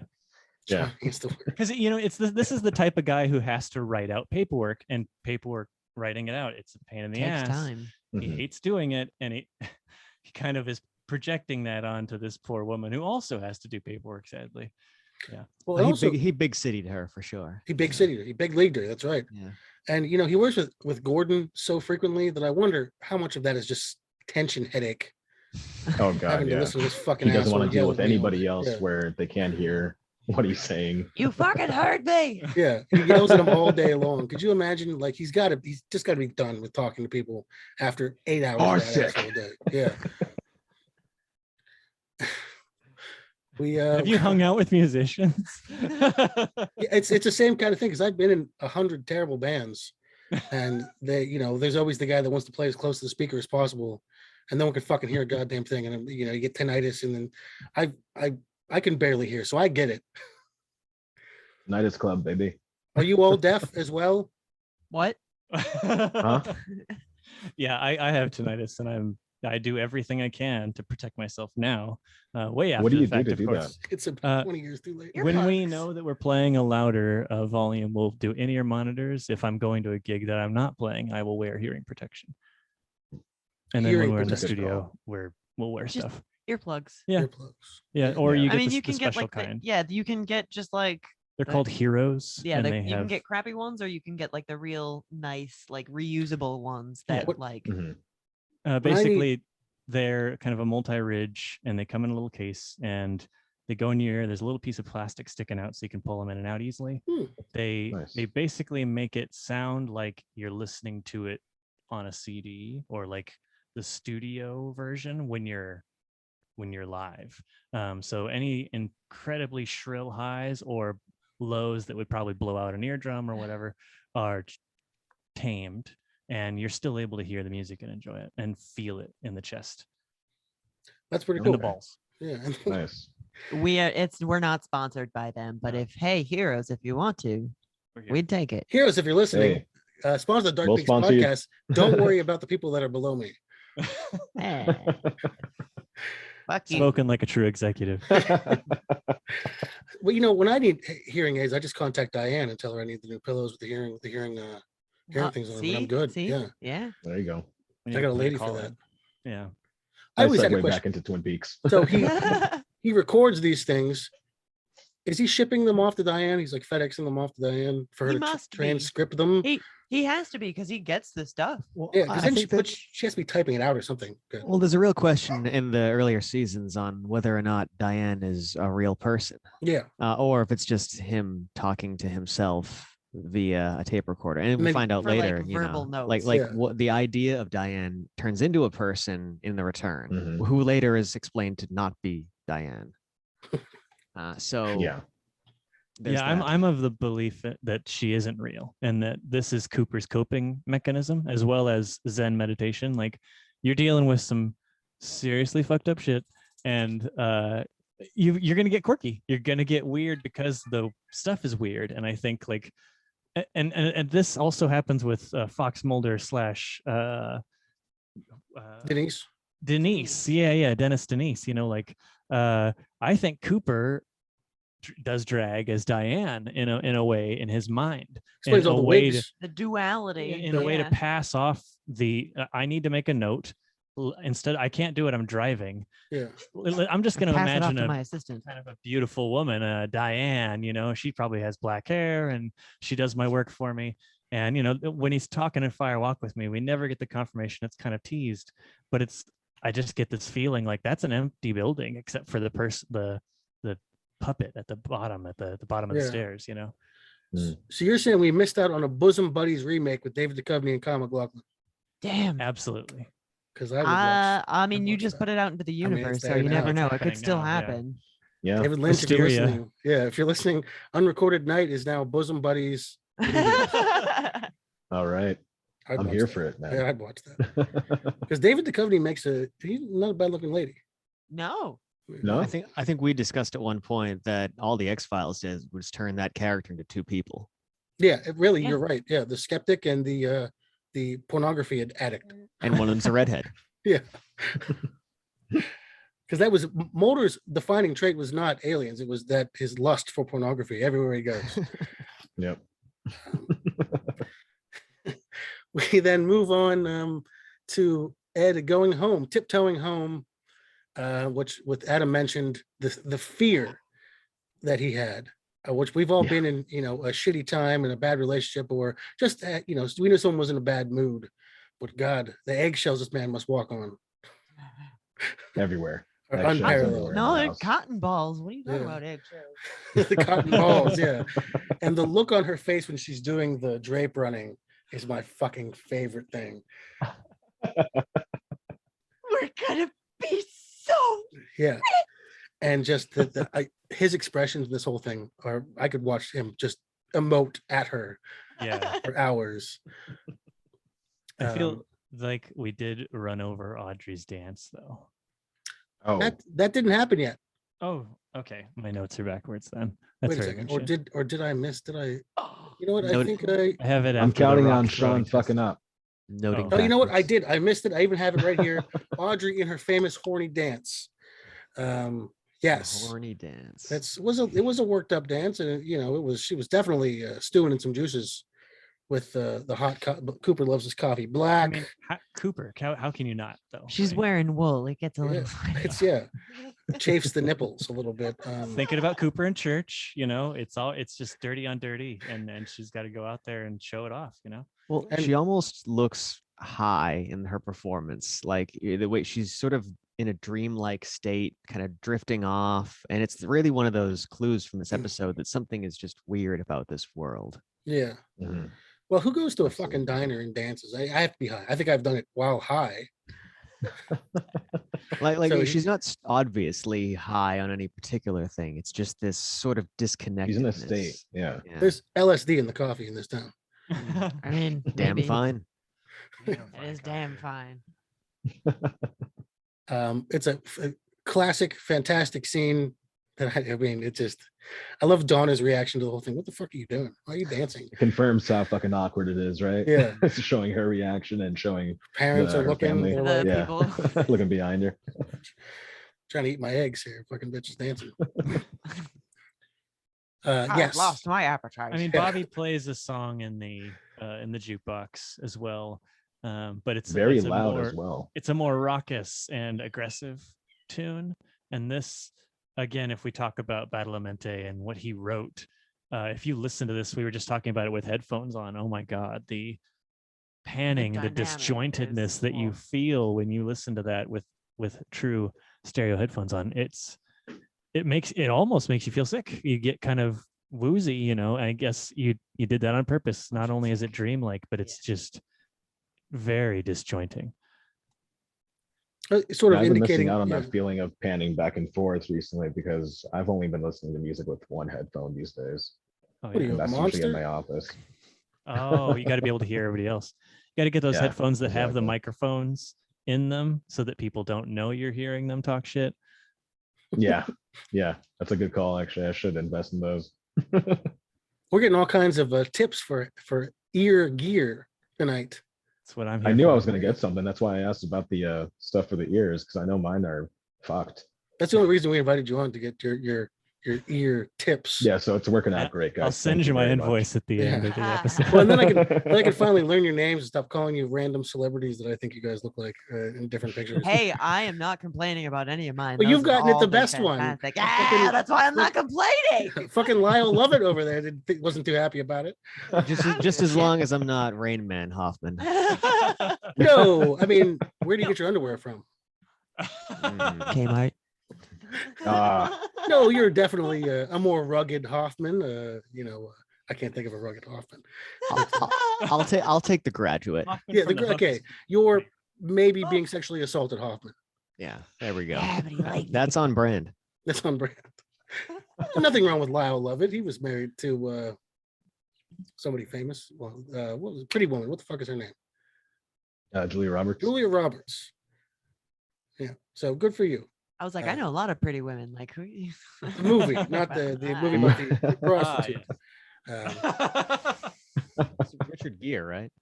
Yeah, it was Richard Gerbil, Gere. yeah. But he wasn't the pretty woman. No, he was not the pretty one. He's not a bad. I mean, I wouldn't mind seeing him in some. We're He's a talking pretty about. man. Yeah, we're talking about guys looking goods and dresses. How do we know Richard Gere wouldn't make a pretty woman? I would We put money don't- that he would. he actually. would. He Yeah. would. He's got a Definitely. good bone structure. Good bone Yeah. structure. What do you think, Where- Adam? Where's the celebrity episode of Drag Race where we force celebrities to go through the full transformation? At Oh, that'd be gunpoint? fantastic. Absolutely. Can we do Yeah. it at gunpoint? If we Well, have to. Dragula then. Yeah, absolutely. And we'll get some guns involved, we'll get Smith and Wesson to sponsor it. Yeah, absolutely. Right, that's I now believe that Richard Gere was in full drag when he was using that gerbil. No, I think you're onto something there. I Richard think Gere also loves Tibet. Right. Really? He's on the Tibet. Has a brigade. nice symmetry. He really does love Yeah, Tibet. bringing this Yeah. full circle. Yeah. Exactly. Right back to Cooper. Where are Mr. we? Jackpot. Okay. Sorry, I had to mention the Sorry, gerbil. we're at the silent runners again. Sorry. I don't have any drapes in my house. You guys have drapes? Oh, I have these we- fucking blinds that keep I have falling my curtains. I ear. don't have drapes. Yeah, we have curtains and they're all on rods. Yeah. Who fucking has how I feel like think- drapes went out of It's a fashion. 90s. It's a 90s Yeah, thing. yeah. I grew up with them, and Same. there was never a time that they were okay. They were always something was always wrong with getting them. messed up. Yeah. Discombobulated. Yeah. They Too were loud. if they were open, it was bad. If they were closed, it was bad. Drapes seem like a fucking hassle to me. Mhm. It's not Expensive. gonna happen. Yeah. Not in this house. Not my house. These Uh, blinds are a hassle. I bet if I karate chop them, they'll probably fall down. Are those like the slatted blinds? Venetian. Yeah, I should try. Hold on. No, one minute. don't do it. I mean, it's fine. No. Yeah. And it successfully. Now you're in trouble. I just got to call my landlord. That's all. Hey, so I karate. I was chopped my watching your thing and it fell podcast. down. and, No, these things So are already you broken. karate They, just, chopping, they you were piece of barely shit. hanging on. I have to Paying. put I'm them not up and getting down. deposit back. Goodbye, FBI. security deposit. I had to do something interesting. we we like looking at you. You're the pretty one. I'm the Funny. interesting Thank you. one. Yeah. Now. Well, fuck you too. Yeah. We move past the drape runners to Pete and Catherine interacting slightly like a couple in her room. It's almost nice. They're bickering, but they're talking about their day. They're talking about things. He's cleaning his boots. They're behaving like married people, sort of. Gives Josie the key to find the cooked books. That was a ruse. Yes, the love was not real. The love was not there. And she snarks at him, and man, Catherine's fucking scary. And Pete Yeah. didn't want to get mink oil on his bed. So put a fucking Hey, towel why down on your mink bed. oil on my bed. Yeah, you piece. Do you think that Catherine's actually just looking for like alpha, like executive energy that Horn gives her? I guess. I and that think Pete doesn't she, do that. That's She why needs- she had to go undercover. yeah, she needs. That's the only way somebody would take her seriously if she was a man. You're saying Mr. Tojimura was being pegged? I wouldn't put it past him. I would. I'm going to go ahead and say that that's definitely what was happening. By who? Well, she had a bunch of guys. She had like a weird Asian guy An with her that was following her entourage. around. Yeah, she had Yeah. people that Mm. were, pegging or whatever they were doing. Yeah, I think she's looking for. She wants Pete to step up a little bit. I think she talks about what attracted them was that he was the rugged guy that worked in the factory, and now he's a simpering little, fucking mink oil having Getting piece of shit. fishes Yeah. out of percolator. The guy just Yeah. wants to fish, man. He just wants to fish. Well, she wants a man. She doesn't want But a that's his fisherman. man, Men isn't it? fish? Men know. fish? Have you not seen profile pictures of men with fish? The men do It's hold fish. enthralling. It's I don't enthralling. understand that this is Not. this do it for the ladies? I've never No. No, please keep the fish where they belong in the water. I've never been fishing and caught anything. I've been fishing and got drunk. So I've never been like, look at this. So Caught a you've good been drunk time. in the It's the water. best kind of fishing. Yeah. It's the only kind of fishing. Unless that's your job. I'm not gonna go catch some fucking fish in my Yeah, whole no, day leave it to the fishermen Yeah. that actually like catch commercial fish. and do I- that. Yeah. Feed the families. I don't I want feel to like fucking I got to be Pete right now and tell my fishing story real fast. Uh-oh. please. but, That's what we're here for. I was in Australia and I was with a rough and tough Idaho cornbread, jock, and this guy was the fishing expert and so on. We had 3 other ladies. It was international, and we're fishing off this pontoon, and I'm the only one who catches anything. The first was a guppy, just nothing. The second one was a spined fish that cut my hand, and the third one was a puffer fish. So it is true, everything in Australia is trying to kill you. Please don't fuck with it. Yeah, Look and- out for drop bears. Yeah, please be aware of drop bears if you go.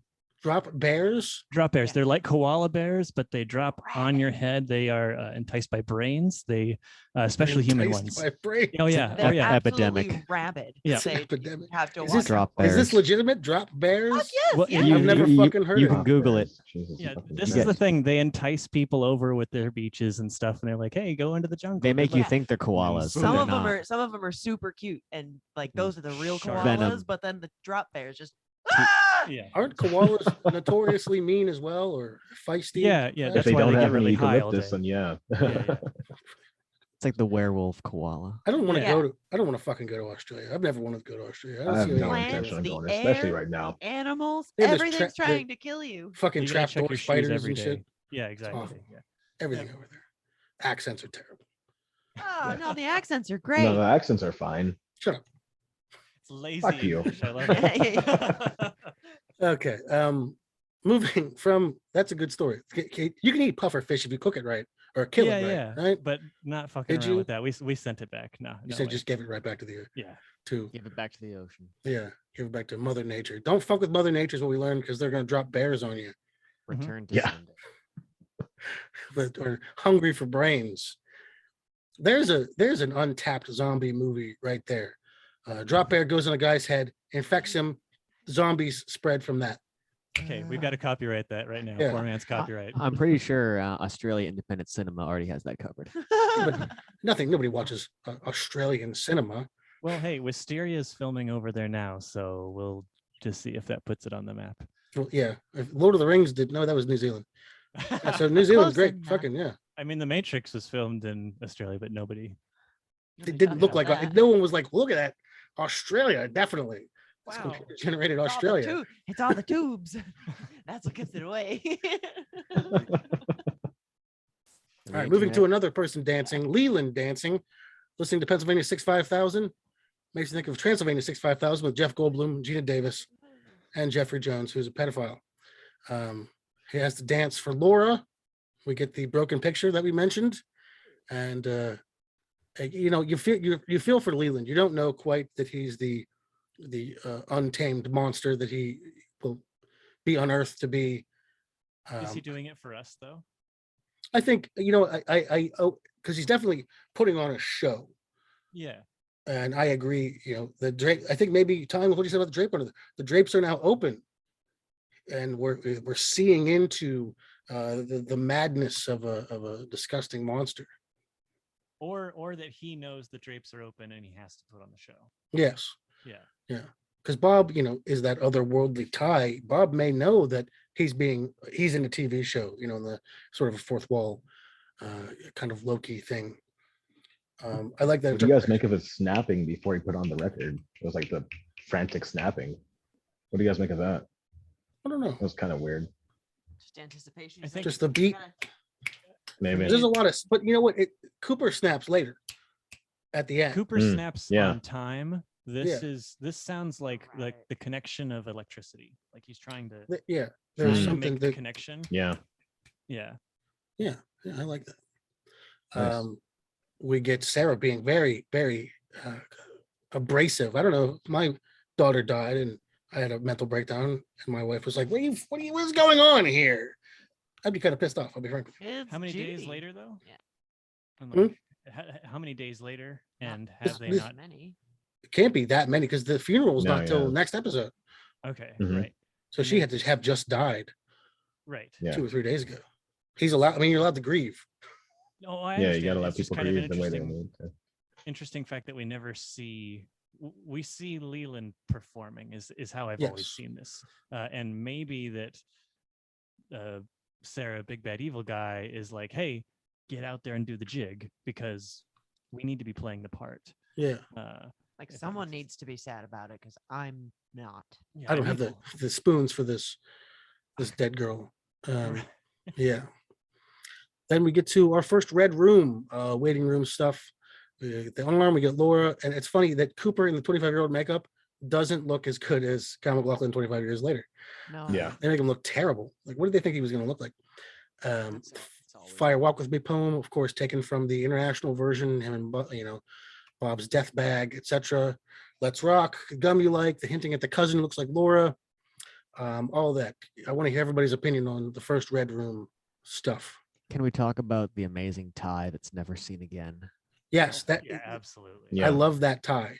Mhm. Man, if And- someone would just make that tie. We They have don't- been they don't trying ever- to find that tie. It is impossible to find. I was hoping he'd have it in the return, since that was him They coming out can't of there. find it either. They can't Yeah. fucking find it. It's like 1940s Art Deco, and it matches the chairs and the little World's Fair lamp, and it's perfect. And we never see it again. Nobody held on to it, man. I wonder where that tie is today. It's like David Lynch's closet. yeah, nothing but white shirts and that one tie. I wouldn't be surprised. Yeah, He knew how much we love that tie and didn't want to give us that in the return. it's the David Lynch operates in the agony and the ecstasy sort of wavelength, withheld satisfaction. He knows about the tie. For me, I guess with the whole red room thing, it's after watching it at least the first time, you feel transformed.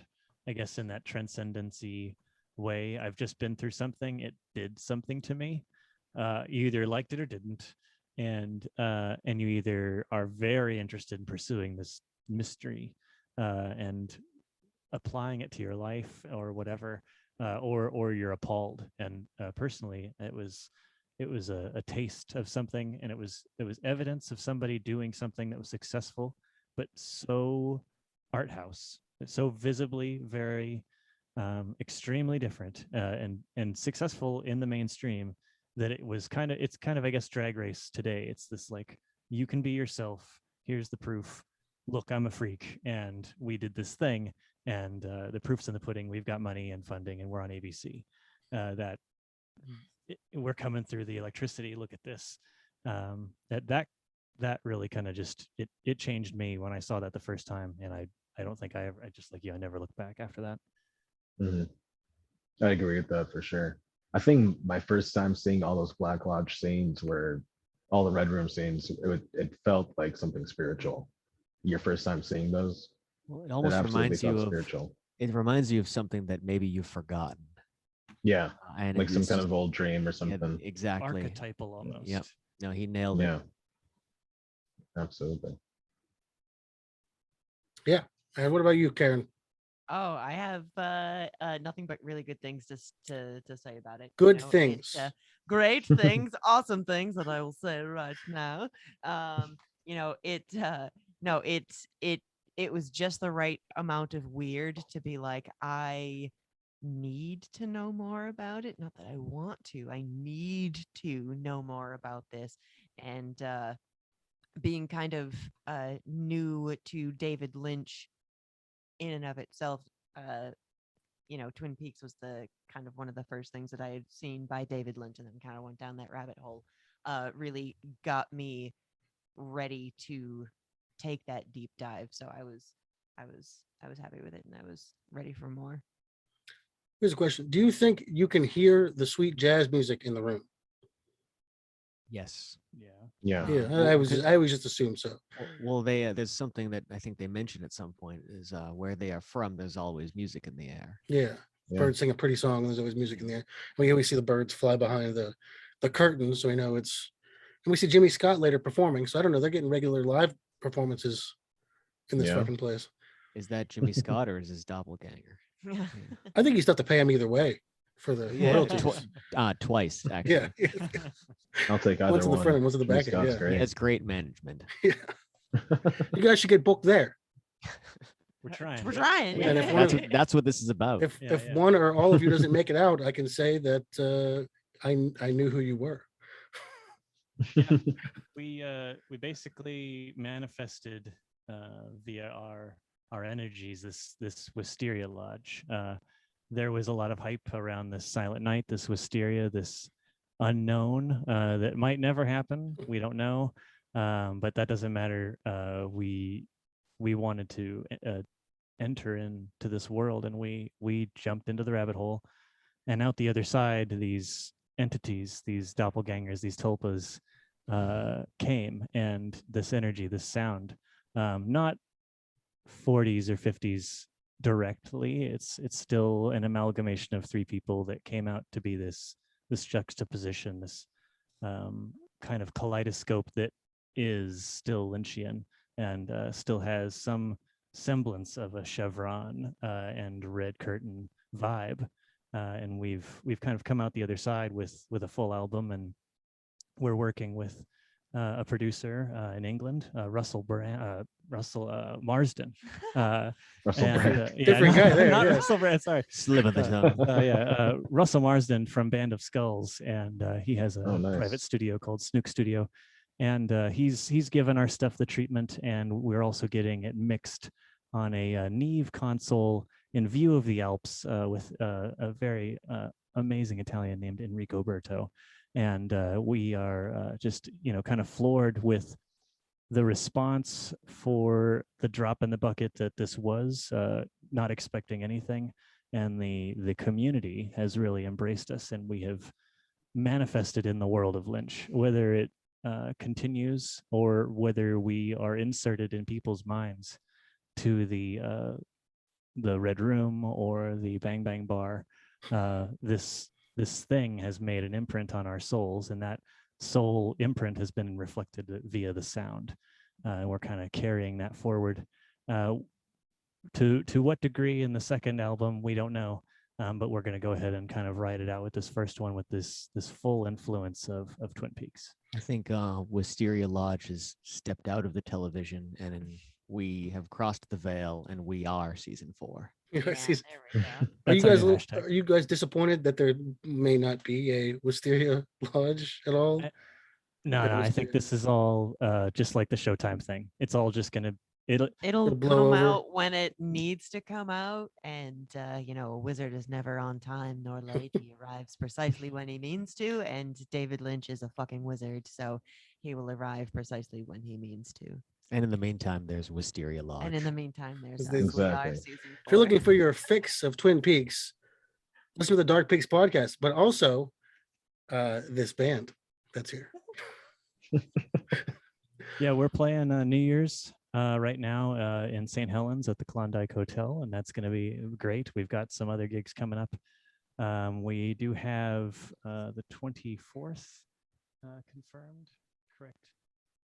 For February. Yeah, we have a Twin Peaks. She has no show. fucking idea. Don't No, look no, at no, her. I and- just- Oh, the 24th of It just what? it just I came don't out. know. It just got confirmed yesterday. It's Twin Peaks Day, and we're playing with another band that does an entire Twin Peaks repertoire. Oh, wow. So we'll be opening are they? up for them. Who- That is it's don't have the exact detail right now. It's a Putting them on the spot here. Yeah. but that's our next. These are our next 2 events. We do have some other things that are in flux that we're waiting on. Okay. So you guys are keeping pretty busy. 24th of some month, you're doing something. That's And, that's uh, going to be February, The 24th of February. and we're going to be Our next single comes out 2/22/22, and 2 days later on 2/24, which is Twin Peaks Day. Diane. It's February 24th. Yeah. Adam is too and, high. He's not getting any of this. Look at him. Look at his face. I'm hey, absolutely that's understand. okay. I I'm a little gotcha. too high too. It's okay. It's okay. He's just looking good down there. He's just Um, still, he's He's yeah, just looking at 1,000 himself square in the mirror. Just, You're like a "Ah, Vietnam so vet." pretty. I'm right here with you guys. No, I think you guys are absolutely succeeding in everything you're trying to do for sure. So, Yeah. and I'm excited to see where else you guys go from here. And the Thank you. Peaks community is we embrace people that are not horrible pieces of shit like myself, but you guys have had a great response on Weird on Instagram, and people seem to love you, and people in the community talk about you horrible things, but they do come Oh, out. well, that's no. Well, any press is good press, right? That's what they say. Yeah, Uh, the artist that we're playing with is going to be Rachel Brashear is the name. Rachel Brashear. Okay, That's she does a correct. Twin Nice. Peaks full set of Twin Peaks music. Yeah, I guess Russell Brand produces her as well. No, No, somebody- Russell Marsden. James Marsden. Yeah, exactly. Now you've no, got James it. Marsters. Yeah. Was his name Marsders? No, Buffy? that's the Buffy one. guy. Yeah. Yeah. Yeah. Yeah. Fuck you What guys. was he It's Spike? What was he? James Marsden. for all the Russell Marsden. dyslexic people out there, I'm so sorry. Chaos. This is the point of it. We can't do anything without okay. So we're at the very end of the after that. We're very end. Do you think Laura told him who killed her? This time, yes. I This don't time. believe in the return she says anything about Leland. I agree. Mhm. I think You it know, shocks yeah, the no, hell out of him, whatever she says, and I would love to find He out. goes, Huh. Now, Huh? Yeah, it I'm definitely wondering, wasn't about Leland. what was the thought process, do you think, behind aging Cooper for this dream sequence? I'll see you again in 25 years. Well, I Well, know, but but the it thing happens is that way. But the 25 years thing was in the international thing, and he had to recut it. So I don't know what he was originally thinking when he did that version. So like Cooper looks weathered for sure. When right? he's And also got like a bunch of medals on. 3 pins, right? Where he Yeah. normally only wears one, right? Mhm. So like it's telling him this is future, like in every way, if that makes sense. the dream Is he seeing it from the outside, or is he in the body? Well, he tells people that he saw himself, I'm Yeah. assuming from his own perspective, but I don't know, other than like the cancer spots on his hands or whatever, that he would be able to tell. Maybe you can tell that your skin's age, but he wouldn't It be able to might see his own be. face. It might be more for like our sake, looking in, being like, "Oh gosh, he's noticeably different." They could have just done age makeup, but Well, no, it's I mean, that whatever. is it was really impressive age makeup, but like I think the idea is, okay, first of all, you've either lived hard, and let's just be honest, Gordon Cole is a weathered individual by the end. I mean, he's lived a hard life, right? And so being a Blue Rose task member either weathers you or decaying, sitting completely still for 25 years, which was a potential idea, and that's kind of what was explored in the return. That Cooper didn't age too terribly, but this one that we get in the dream was heavily aged for 25 Well, but years. in the same token is that his other self, his real, the doppelganger, was living rough. Mhm. He was living very True. hard. Yeah, So that's it true. could have been a Yeah. reflection of an amalgamation of what Cooper was then in 25 years. All that hard living and the stagnation. And as far as the Blue Rose goes, fucking, they're lucky they have anybody. They're losing guys left and right. You can't keep them. So is that then that Cooper that we see in the dream, is that the wholesome and the evil, the perfect I think one it's that lives in it's the lodge? the one Cooper, yes, at that point. Mhm. I see. Because he wouldn't see himself separated, because he wouldn't have the knowledge of the separation. Maybe that's what the tie is all about. The tie Yeah, is it's symmetry, Yeah, and the black and white and the gold. and then the know, red the in the middle. Yeah. symmetry and the duality of the tie ties it all together. That tie speaks volumes. I'm saying. Really ties the whole suit So together. whoever runs an Italian silk tie shop, you are missing out on millions right now. Print it. And I I'll don't buy think one. I don't think it's copywritten or anything like that. So I think they print them, fucking Yeah. printing money. Seriously. Mhm. I don't even wear ties because I refuse to wear a noose unless I'm going to hang myself. But I would buy one. I don't remember the last time I wore a tie. Well, you would die in one, right? That's the way of saying it, right? Yeah, if I was to wear a tie, it would be, I'd have a wank and then fucking tie it to fucking, I don't know. Make it Steel look girder like or a something. accident. Yeah. It worked for David Carradine. It can work for me. Hey, Yeah. yeah, he was a legend. Kinky man. Kicking Kung Fu, and then Kill Bill, and then wanking incident. There we Kill are. self. Yeah. That was enough. That was enough. That's enough. His dad, I feel weird about the Carradines because they all, his dad played Fu Manchu, and then he played an Asian guy. But they're not Asian. No. Why are they all Hmm. playing? It's the Carradines have a, Cultural appropriation. yeah. And then the brother was Revenge of the Nerds guy, so he didn't even, and he wasn't the Asian one. He So wasn't trying to be Asian. no, he was just No. a fucking nerd, rapist too. In that, Yeah, those movies did not age well. no, they No. weren't good then either. To be honest with you. It's true. Yeah. Where are we at? Okay, so we're at the end of so he wakes up, calls, presumably, I do know who did it. I love the alfalfa hair, and he's got the whole, Yeah. like you mentioned, the electric, etc. But he's on And time at that. And he's that's the on- weird thing is that he snaps to the 1 and the 3, and then he switches and snaps to the 2 and the 4. So again, I don't know if he just couldn't hear the playback and Yeah. was trying to hear and then do it, and they just kept that take. Because he even does do this. He's like, Yeah, you can hear it. You can see as if He's he was trying to get play it the worked drums, out. You know? Yeah. Well, I don't know if- I think he's trying to recall the song that he heard in the lodge. He's trying to keep. Okay. He's trying to. That was Retain my the dream. interpretation. Yeah. Keep in It's just rhythm, Like I try was not to hearing forget the it. song. I knew that something was going on. If I can just. And then they were like, "Can we do it now?" He's like, No. "No." no, I can wait till morning. Well, he's almost in like a Good fugue song. state. Like he's not awake. He's just Yeah. up.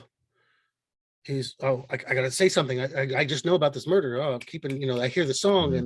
and then he just goes right back to sleep, presumably. Yeah, I mean, like So that's much for kind of- remembering it, though. right, one-eyed dreaming or something. Like Yeah. I'm in both worlds. Like I'm trying to maintain both. I'm losing the dream quickly. We've all Mhm. been there where you have a dream and you're like, if I'll remember it later, and you don't fucking Yeah. remember it at all. No. It's so not at fucking all. vivid. It's Yeah. like right when you wake up, but you can't hold on to it for that long. It No. just kind of dissipates. So that's exactly where he woke up, reacted. So I mean, thank God he reacted. I mean, it didn't Yeah. do him any fucking good, but something. Okay, that's episode 2. Let's have some questions about it. So we take from this, we don't get a lot more Red Room stuff, really. There's not a lot. Do you think that was a missed opportunity, or do you think there was the right amount of this weirdness in it? I think you can't if you give us too much, then it becomes the Red Room show, Mhm. right? And it's Yeah. like it's Twin Peaks, the town.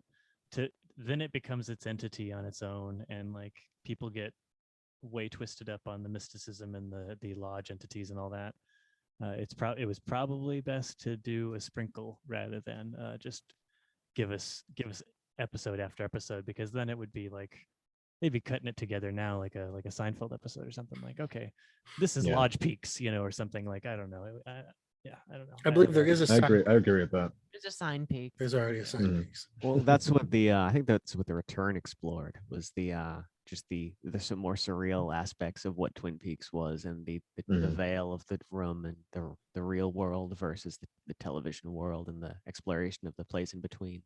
And that's because I mean, in the same way that the new Star Wars movies are about lightsabers and battles and stuff, and instead of about the mysticism and great storytelling, there's a little bit of a focus on, well, I guess this is what kind of interests the people. This was the main thing that freaked people out back in the 90s. Let's explore that a little bit. You got to do your greatest hits, Yeah. whether you like it or not. But at that point, I Mhm. think just giving it that little light taste, because up until this episode, this was a television show about the real world.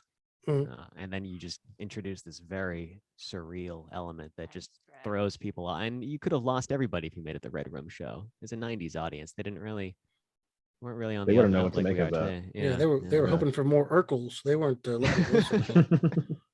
They want to be spoon fed. They don't want to Yeah. think about it. What do you think? Adam, what do you think? No, yeah, I think it was featured exactly enough in the original series, but then in the return, yeah, exactly what you said. They explored more of the surreal aspects of it, more of the more trippy stuff. So Yeah, as far as how much it was featured in the original series, I think it was perfect because I wouldn't have wanted too much of that. I think season 2 might have welcomed a little bit more of this, but Well, that wasn't to be. that's what made it so perfect at the end of it, though. Yeah, you're absolutely right. Yeah. So Lynch obviously borrowed from a lot of stuff. Theosophy, I don't know how you say it, fucking by Helen Blavatsky. Theosophy. Yes, thank you. Theosophy. Yeah. Theosophy, which I read one of her books, and it was I was so dry I had to drink water afterwards. It was terrible. And some Native American stuff. Mark Frost gets into that in one of the books. Do you think he had a plan for this Red Room stuff, or do you think, much like he does everything else, he was just flying by the seat of his pants with this sort of dream logic? Do you think this was intended to go somewhere further where he actually went to it, or the original idea was much more scaled back? Because in The Return, he was able to just go full bore batshit into it. And here, it felt like if there was going to be a third season, they'd have to explore it more, but he would have to hold back due to the restraints of network TV. Do you think his mindset was TV and not what I can do with this? No, I think as a creative, just speaking, I think he had archetypes that he's always wanted to work with, and it could have been from childhood or whatever. He had this electricity thing in his mind, and I don't know if you've seen like the stage show that he did with Julie Cruz and all that. Yeah. Like he's clearly been playing with these ideas and playing with them over and over again. We've seen some stuff in Eraserhead, and like I think it's his way of just like, well, I've got this card and I've always had it and I'm going to play it now. And it might work. I don't care. I have the camera, I have the money, and I have the opportunity. I don't care if you don't like it and you don't understand it. It isn't for you. I'm doing it. It's the one opportunity to shove it in every TV that I might get. And I think he succeeded. I think the fact that we're talking about it 30 years later is evidence of that. Yeah, Yeah, I'll agree with that. definitely. All right, that was anything else you guys want to ask about? You have questions about the episode? Do you have anything you want to say about it? Does anybody recall if there's another time within the original 2 seasons where we are looking down at the lodge at an angle like we are in the end credits? It happens in The Return. But, Yeah, it's one of the only episodes that doesn't have the Laura ending except for the cup of coffee one. Yeah, it has him dancing. You're right. Yeah, I don't recall that the kind of the weird shot of it. yeah, we see Yeah, Mike that's the only that way time in you The ever see that Return. angle. In The Return, we look down on Yes, Mike. we're in the looking lodge, down but on Mike. Other than that, I think this is the only time we see that. Yeah. Do you think it's that's the only time. indicative of something, that someone's looking down at the arm? I think it's the we've got you now. Like you've come in, you've fallen in, and now you're in. He's just dancing. It's so menacing. Yeah, it's like we've got you, and you're not going anywhere. Yeah. Yeah, so proverbial Venus flytrap, right? Yeah. And turns out he was a piece of shit, huh? Michael Anderson. Yeah, they clearly had some disagreements. Yeah, really? some I didn't know I that. didn't know anything about that. Yeah, no, I think I told you guys about it. I don't know if we want to air that on this podcast, but Yeah, we won't air the man's dirty laundry. Well, I don't know if it's his dirty laundry. He just made a lot of weird claims and yeah, proven to not be anything. He seems to be a little mentally ill. It seems. Yeah. I think I don't know. I think that there's been other people that have spoken about his career that are within his standing, and there was the guy who plays Tyrion Lannister. I know. I don't remember his name. Dinklage, Peter Yeah. Dinklage. Peter Dinklage. yeah. He really had kind of negative things to say about his career and how he never wanted to be portrayed as the little man in the red room, and that's the worst form of acting and this and that. And so I think maybe that guy, no matter how much he felt about it in the moment and got paid and enjoyed it, some people probably poo-pooed his performance and told him that he was a bad person for even doing it and so on. And that might have. It's kind of like the kid who is the baby in the Nirvana picture who has a Nevermind tattoo suing Nirvana 30 years later because they exploited them. It's like, dude, you had the money, you had the good time, and you took pictures with Lynch and the whole cast, and you enjoyed yourself. Now you are not getting paid, and you want More money. You want more money and more attention, and it's working kind of, but you still look like a bad guy. You know, it didn't It's really work. definitely some sour grapes. It's nice. It's easy in retrospect to be like, well, I really hated that when I was doing it, but obviously you fucking didn't because you took the money and did the job. Like, Yeah, Hollywood is just so hard in that respect. but he had the proverbial golden goose here, third season. Just go fucking shut the fuck up. Go, I think he wrote it into the script. I think that Lynch and him, it's like, I don't know. Sometimes you just, in the first 5 minutes, you're like, nope. Like I gotta take him. I gotta use him for what I can. But I'm just gonna say now, even if I ever see you 25 years later, I'm good. Like we'll hire a buddy. tree. Yeah. We'll hire a tree. And Lynch did the voice for it too in the return, Really? which is even better. Yeah. I didn't know that. He has that weird annoying voice that he did in Dumbland that he uses for every fucking thing he can. And he uses it for Crazy Clown Time too, when he was singing. It's Crazy like clown time. yeah, it's his falsetto for some reason. I mean, have you heard him play guitar? I've not actually heard him play guitar, unless I've heard it on one of the albums. I mean, possibly. I mean, there's like a YouTube video of him doing his slide thing that he does. I know. I think it was Johnny Depp gave him a guitar, and like in an interview, he's like, "Hey, you still got the guitar I gave you?" He's like, "Yeah, it's in a closet somewhere." It's a Like, closet. It's my Johnny Depp guitar closet. That's where I put them all. Okay, I have a question. So we talked about last episode. We talked about best non-Dracula vampire movies. It didn't air yet. I want to hear what you three guys favorite vampire movies. Oh, favorite vampire movies. Oh man. You said non-Dracula? I would prefer Dawn. non-Dracula if you can do it, but I'm not gonna make you. Dusk Till Dawn for me. Dust Till Dawn. Nice. One you had on your honorable mention. That was an honorable mention for Yeah. me. Yeah. If Leslie Nielsen's out, I don't know what to say. We talked about the Dracula Dead and Loving Loving It. it. It's a Yeah. fantastic movie. Mine is always gonna be. I'm sorry, it is always gonna be Bram Stoker's Dracula, just Bram because it with Gary Oldman. Like I can't. And Tom Waits. I'm sorry. Yeah. Oh yeah. So Underworld doesn't get it. Did Underworld get an I mean- honorable mention? That's pretty. Did good. you? Under- You Yeah. mentioned it. I gave The honorable- original honorable Underworld. mention. Yeah, we watched. Yeah, I only mentioned the original first two. Underworld. Yeah. And then we've watched the Blade movies recently. Blade's awesome too. Yeah. Blade Bla- 2. yeah, Original Blade. is- Blade yeah. 2. No, Not Blade come 1, on! Not Blade 3, Blade 2. That's the best Blade one. one. I think Blade one's. I'm more of a Blade 1 than 3 than 2. I'm sorry. 2 is last. 2 was a Del Toro, for fuck's sake. Yeah. Anyway, It's a Maybe ridiculous. the Get house outta is here. divided.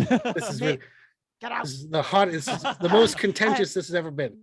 This is Maybe our I just- Yoko moment. I just Yeah. oh shit. No, That's the maybe end I of the fucking- probably I just haven't seen 2 enough. I was just so enamored with Ryan Reynolds for the third one. I'm Oh sorry, yeah, he I put on a just- stellar performance talking to himself for fucking 2 hours.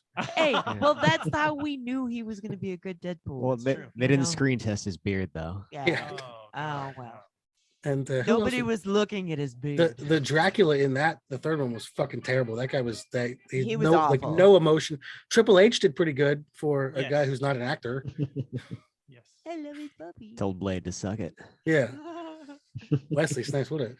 He's not going to be the new Blade. They're Let's bringing give back the new Blade. guy a Yeah, chance. the He new might guy be looks great. pretty good. I like Yeah, the he new looks guy. good. No, he's Looks a really great actor too. Yeah, I forgot his name though. Yeah, I don't know. it's hard to pronounce. I think He's Blade. there's an Ali in there. I think Yeah, he's got a long Okay, last there you name. go. it's like 3. It's a Yeah, he's 3 good. name. Yeah, I don't know. He's got Yeah. 3 full names: beginning, middle, and end. Okay, so we got Bram Stoker's. We got Dust Till Dawn. What about you said Underworld? Yep. Those are good choices. I think most Yeah. of those we went over. Yeah, Yeah, absolutely. Bram Stoker's Dracula, I think, was on another list. that was Of on a your different favorite kind. horror movies of all time. Yeah, there you go. Yeah. Gary Oldman does. That's probably one of my favorite Gary Oldman performances. That is my favorite, aside from Drexel from True Romance. Was it? They had something about Leon the Professional that came out 25 years ago. Something he was good in that. I don't really like That's that movie. another one of my favorites. Yeah. Man, he's good I in love that. everything. That's true. know, He's good in everything. I've been a real fan of What We Do in the Shadows. Oh yeah, Okay. Yeah, that was on my list. Yeah, I'm a huge. strictly Yeah. satire, but it works real It's- well. It works as a vampire movie as well. Like what does an everyday vampire do? You know what I mean? They're just hanging out. They got to live somewhere. They got to do stuff. They got to go clubbing. And Matt Berry's in the show, and Matt Berry is my favorite actor of all time, the greatest actor. He's great. Love Living Matt Berry. Great Yeah, I music. still only He's know a Matt great Berry from musician. IT Crowd. He is. We were talking about I have 2 of his albums, and they were so fucking better than anything that Matt Berry should have any right to be attached to. Especially his last one. Yeah, his most recent one's really good. You know which one that was called? I don't know them all. It was the blue and black one. I can't remember. It was like So it was Witch Hazel was the one before the last one, I think, and then Blue Elephant or something. I think. I Okay. don't know. Sure. he always wanted to be a musician, and it shows because he can't fucking act to save his life, but he can do music. Well, mean, there's still a need to- fine line need to listen to between his music. comedy and music, and it's some people believe that not that the two should never meet. You know, I It's believe called the Lenny Blue Elephant. Blue Elephant. Okay, Blue Rose. Blue Rose Elephants. I believe Lenny Bruce disagreed with that because he would do song and dance and having a good time. No, it's true. Yeah. The Elephant Man. Mhm. Okay. Adam, do you have anything you want to? I can't do this whole thing by myself. You gotta say something. Oh man. Well, no, I was kind of just got giving them the time to shine, man. I don't know. This is I not was, their show. They're guests I don't of have our much to say show. about it. Their time is less important than our time. It's their show, and I- They're here just to tell us how good we are. Oh, you guys Um, suck. You guys are See, great. that's what It's they're. fantastic. That's what I'm hoping for. Huge fans. Do you guys all have mutual like taste in music as far as what you guys are into as far as influences, or is it all pretty different from between all 3 of you guys? I think it's a really different. We have little intersecting Venn Mhm. diagrams of things that we do enjoy together. But I think when we were putting playlists together for Russell to give our influences and our sounds, it was really interesting to see the different sounds that we came up with. We each came up with like 10 or 15 different songs that really Mhm. gave us an idea of who we were, and it was really fun to see what everybody else picked because it was so wildly different. That's awesome. What would you say was the biggest disparity? Like one of you have I don't know, Katy Perry, and one of you had I don't know, Norwegian death metal. What was the biggest far apart? Okay, so I'll take the guilty pleasure then. I definitely still listen to Under Oath, and they were a Christian hardcore band. They have kicked that now, and they say the F word, and they're just fine. I love them. And again, technically, some people hate them for that, and I love them because people hate them. So I'll take that. It's way out, and that nobody else in the house listens to it, and that's definitely weird. I know in the middle of the Venn diagram, we have a lot of Beatles. And the music of Twin Peaks is definitely a mutual love for sure. But then David Bowie, who was in David Bowie. Firewalk with me. Yeah, David Bowie. I mean, everybody. that's Everybody a loves mutual. Of David course. And if they don't, they suck. Yeah, I think you're required Yeah. to love David Bowie. Absolutely. But then like Ryan has introduced me to the Lemon Song, man. Harry Nilsson. Harry Nilsson. Nilsson. Yeah. The Lemon Song, man. I like Man, that. God, an incredible Coconut. The coconut. Yeah. I mean, oh yeah, sorry, The wrong. lime and the coconut. Lime and the coconut. Yes. Yeah. The Lemon Man. Yeah. I love it. Lemon Man. That's the Ringoism. That's the next He's single. wildly known for his lemon songs, didn't you? Yes. Oh my God. Oh, album. So yeah, nonetheless, that poor depressed piano player, I've learned a lot about that gentleman. Thanks to Ryan, I never would have gone out of my way to. Are you calling research. Ryan the poor depressed piano player? No. That's it. That is implied. I meet It's a two out of twofold. It's a two of those 3 cards. Yeah, it's, things are accurate. Yeah. But and then Karen, what would you say? You've many female vocalist. Yeah, no, I had a influences. lot of female like 90s influences, like Big Runga was on there. And Alanis Morissette was on there, I think. And also Switchblade Symphony, which is like Oh, nice. Yeah. like early 2000s or like late 90s Dollhouse. industrial You're bands, talking yeah. our speed here. Yeah, absolutely. No, Switchblade Symphony is awesome. Yeah. Yeah. Were you a fan of Mazzy Star at all? I fucking love Mazzy Star. I wasn't until recently when we hung out with another local dream pop band, and they were just like, they had Mazzy Star stuff everywhere, and I was just They like, I ended got up, home and I was like, Did I miss something? who is that? yeah, they ended up getting one of the their keyboards. Yeah, one of the synthesizers, yeah. synths. Oh no Oh, shit. wow. And a nice. couple Yeah. other pieces, like after they passed, like I guess one of the people to Yeah, must have been, what like, that's their I wife or forget the something. guy's name. Yeah. The auction that they went on, they was like, this is a once in a lifetime thing. It's like, yes, absolutely, I'm gonna buy this. So they got a few different pieces. So How I much did do they pay like for them it? now. I don't fucking know. I wasn't gonna I ask. just want to What know. does that I'm just matter? curious. I don't I'd have know. asked. How much was it? You know, ask. I have no idea. I It didn't was ask. more because it was special. Yeah. That's what matters. Well, I'm gonna flip this around. What are your musical influences or tastes that that you two like? Adam, you're the music guy primarily. I'll go after. Okay, so influences for me, I mean, I already went over it on the one where we mentioned our influential albums, but for sure for me, I don't listen to them anymore really, but Metallica has to be like an early influence as a kid because my brother gave me one of their albums as a small child, and if it wasn't for that mixed with everything else that I was introduced to as a kid, I don't know if I'd be listening to anything that I'd be listening to right now.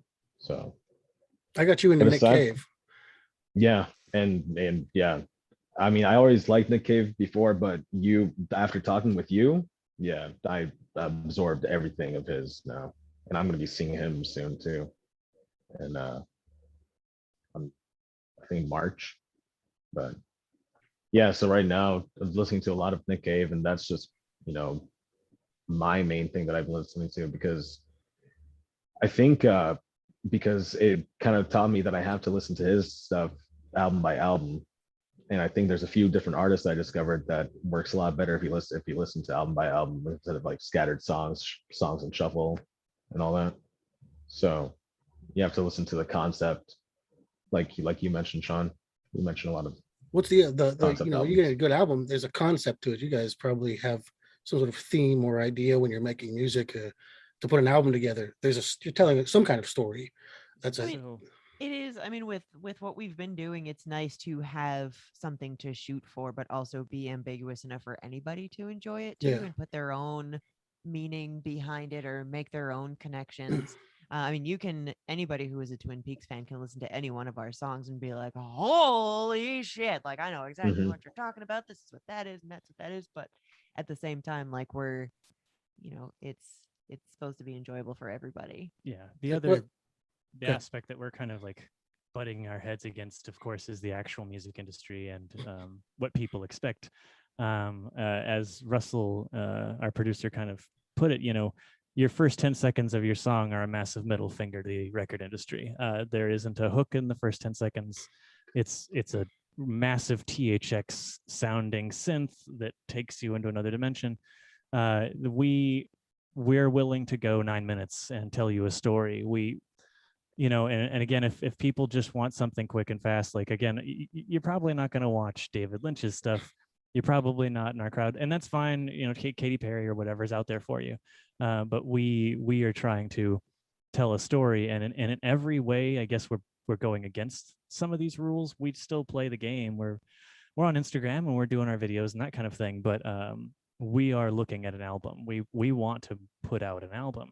It's rather expensive, and we're doing it piece by piece, but there are people, I guess Beach House is kind of a perfect example, that are trying to reimagine this.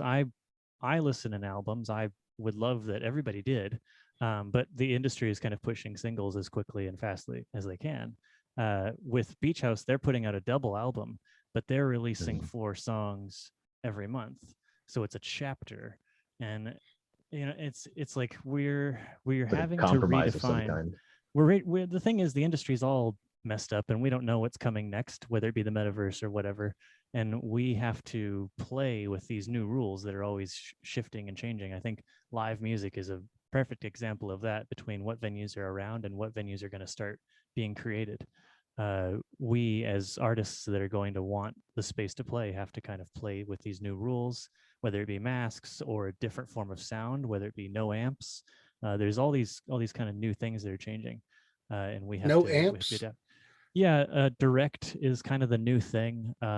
So if like, no such thing as stage volume. Like, they'll have a hybrid or a plug-in kit that, as far as drums go, so there's no sound there.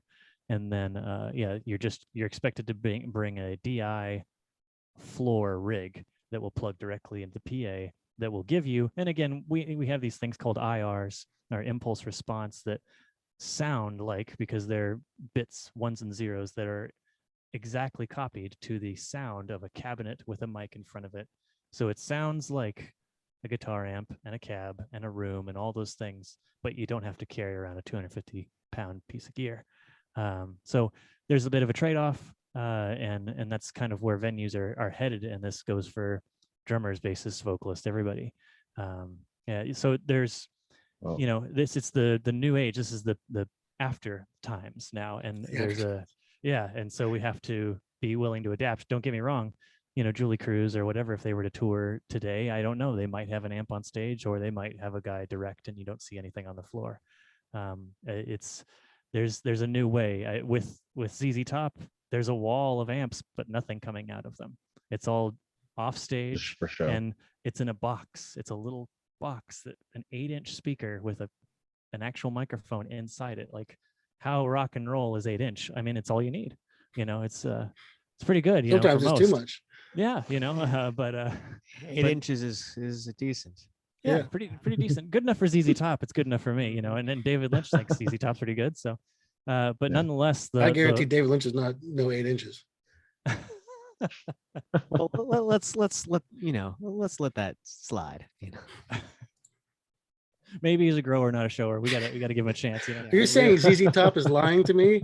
we don't want to know. Oh, what's well, I behind think that rock veil. and roll, just like the Red Room or whatever, is a facade, and that we buy into it whether we know it or not. And like, some people think that wrestling is real, right? It's not real. There are It's real. very aspects. real. Yes. Yeah, no, taking a chair to the face is real. I Yeah. don't think you can hide that. Oh, my But- whole world just fucking Just shattered. You have the Hulk Hogan poster in your room. You still I fucking look do. at it. and Just got for tearing the it down best. in a rage. Yeah. The man took down TMZ. He's a hero. Yeah, he did. Do you ever? Yeah. Speaking of that, I'm not going to cut you. You were talking about took down TMZ. Do you ever listen to the transcripts of that court? Do yourself a favor. Pour yourself a big glass of vodka. Just tuck in, because you will be amazed the things that he has to separate Hulk Hogan the man versus Hulk Hogan the character in a court of law. I could only imagine, compared to Alex Jones or something, that's probably right on par. It's right around there. It's mad shit. And I love the courtroom stuff is just, it's available. You can just go read everybody's dirty laundry. It's fantastic. Your Honor, brother. Yeah. It's not gonna work for me, brother. I mean, sorry, sir, ma'am. What the fuck are we talking? Okay, we were talking about. You asked me about my musical influences. Yes, I did. Tom Waits and George Carlin. Those are my musical influences, Right on. and a little bit of Bonnie Prince Billy, who I love very dearly. Ugly human being. I saw him in person. He's hideous. He's almost Lovecraftian in his horrendous looking nature. It's the best music usually. Fantastic music. Yeah, I don't give a shit what he looks like. He can look like a fucking foot. That's the sound that's coming out. I'm happy with. Yeah. So you guys are really doing it. You're putting out. So I think you were talking about releasing singles, and there's so many people doing that nowadays. I see a guy like Earl Sweatshirt or somebody, and they release a single every day. And nobody has albums anymore. I don't. They may do it eventually, but when you're releasing 300 songs a year, one at a time, and the album just ends up being all the singles. It's just all the stuff that you already heard. And I think it's very ambitious that you guys are doing an actual album. And like I said, it's expensive, and that's probably one of the reasons people aren't doing them. Nobody wants to pay for it. I mean, not if you get what you pay for, really. Unless you're doing it yourself and you know exactly what you're doing. There's no reason to. I think one of the things we've learned is that even if you think you know what you're doing, there's still somebody that can do it better. And it's been sort of humbling in that regard. But the people we're working with are that talented. Well, it sounds like you've got an international team. You got a British guy, you got a French, you got the Alps, Italian guy, you got Italian. an Italian guy. We don't want to mix up the European countries. No, They get angry. certainly not. We want to make sure that the fascist countries are pointed out appropriately, like the Italians. And I just think I think it's, The transcontinental connection came from us just casting our dream out there, in all honesty. And for me, it was like, what guitar tone do I respect most? And to tell a short story, when I was in LA as a professional drummer, when we would go into the studio, they would say, okay, drummer, what do you want your drums to sound like? I'd say Band of Skulls. And the whole band would go, oh God, disgusting. And I'm like, what? Like it's vintage and modern, recorded in Abbey Road. I don't understand what your problem is. And I've, again, the same kind of goes with his guitar tone. I always respected it. We're not necessarily raucous and really trying to blow out your eardrums, but if I want someone to handle my stuff with care, I'm gonna probably ask the person I respect. And I can't even believe that my email got across his desk. I emailed a lot of people, a lot of very successful producers, and I believe did I hear got one back. of your emails. Yeah, that's right. And you were way too much. And nonetheless, but we Not after that fucking chlamydia story. It's cleared up. All right. The connection was made, and again, I didn't expect anything. I never even expected a response. And to have this person that was actually a fan, that was waking up singing our songs after Oh, wow. handing them demos, it was like, okay, this is the right person. And again, you could say that and just take our money, but this was a genuine connection. And this person has a successful, over 10 years, a career of music, but now multiple albums. And that's the thing about them, is that their music is album based. They release singles, don't get me wrong, but every time I listen to them, I don't just go one at a time. I really want to put on an album beginning to end.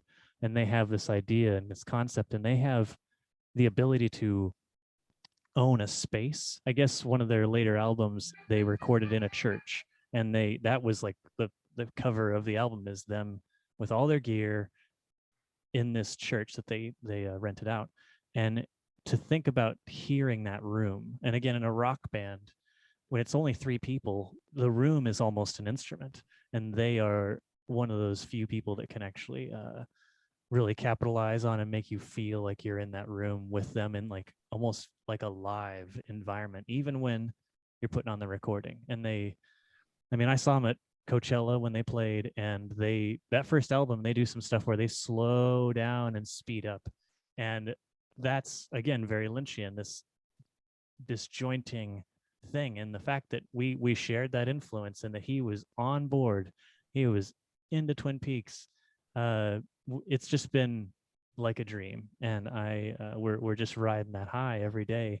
And we have these production meetings and stuff. And now we're working our next song called Loss, and that'll be out 2/22. And Mercy has had just enormous response so far. We're via just even the Instagram stuff, we're on our way to 20K, and it's pretty special. It's a beautiful thing to see the dream of 3 people amalgamated, this diamond that has been shined, and it is now manifesting and walking about in other people's lives. They're listening to this song and applying their own meanings and telling us about it, and they're investing in us and their time and their resources, and we're giving them executive producer credits and so on. We're making merch, and we're really trying to get out there in the world that is still recovering and figuring out what is next. Some are masked, some of the states, some are completely free and open, and there's festivals happening. We're going to do what we can and play it safe, and do the right thing every step of the way. But we're excited, and we're stepping out into the world, and it's all kind of happening right now. It's happening again. I think Mercy is a banger. I'll be honest with you. I listened to I've it been listening to it a lot. Yeah. probably a dozen times. Thank you. It's fucking good. I played it in my office. Even my coworkers like it. Yeah. Fuck yeah, tell them to download it. And the play people I he it. works did. with are I told pieces- him. pieces You of said shit. Yeah. you said that as if they wouldn't normally like cool things. Like even my coworkers, like I as honestly uncool as don't they think- are. I don't. Are they think- cats is the question. I mean, judging off what they usually listen to, I can't really say they have the greatest taste. What do they usually listen to? Put them on blast Bad, right now. Yeah. Bad Bunny. Bad Bunny. I'm gonna I've say never that heard Bad any Bunny Bad as well. Bunny. I know who he is. I assume any Spanish vocals I hear on the radio right now Bad is Bunny. Bad Bunny. Yeah. It's a safe assumption. I don't listen to the radio. I don't even have a fucking radio. Not even in Well, my sometimes car. I'm obligated to hear it in the office. Yeah. Sometimes if I don't have the pleasure of having my speakers playing my music. It's fucking nonsense. You should be playing Wisteria Lodge. Fuck yeah, you They got a should new be. song. Well, when I coming out. fucking have it, Yeah. I'm fucking blasting that shit. 2/22, whatever month. Yeah. Year, That's whatever year. February. That's February. All twos. All twos. Yeah. The day of twos. Two, that's the 2. day. Is that the Just next press year? 2 for a while. We're not gonna do the third single on 3/3/33 though. That's too No, long. we can't wait that long. You could very you long could time. try it. Put it in like a Yeah. See Nickelodeon you vault. again in and- 20 Well, that'll be the anniversary edition. Yeah, Siri, that's right. make a reminder. Well, we genuinely appreciate you guys have been fantastic. You have had a lot more to say than I was worried that I was worried you guys were going to fucking have anything to say. So Well, I'm have glad us to hear. again. Yeah, and I'm genuinely a big fan. I know you guys are a big fan of me and Adam, of course. We love you you're- guys. Take your time, listen to Wisteria Lodge, like them, write notes to your congressman about them. Get out there and really, if you're listening to this right now, people, go to their Instagram, like them, download their crap, and wait for And- more. Buy some And then merch. put it on Buy some David merch. Lynch's desk. Yeah, Yeah. if you can get this across, if anybody out there knows David Lynch or knows where he lives and is unscrupulous, Daddy, Give it I'm to him. coming home. get it on his desk. Maybe demand he do something with it. I know Mike Patton tried for years to get stuff to David Lynch, and David Lynch still doesn't know who that is. So Oh man, that's if that's Faith No More heartbreaking. can't get it done, I don't know. I'm hoping you guys can. Yeah, but what about Interpol? Like Interpol got NFTs and those took years. They So, fucking like, rip. They fucking. It's my idea, and they stole it. I do a midnight music. meeting. DemonPeaks. I do them every night, and I did Interpeaks a couple of months ago, and then right after I finished it, they fucking did NFTs for Interpol. David Lynch, I demand my fucking money right now. You're in listening. Bitcoin. Anybody that knows David Lynch, make sure this man gets his money. Yeah, I want it in Dogecoin and Dogecoin only.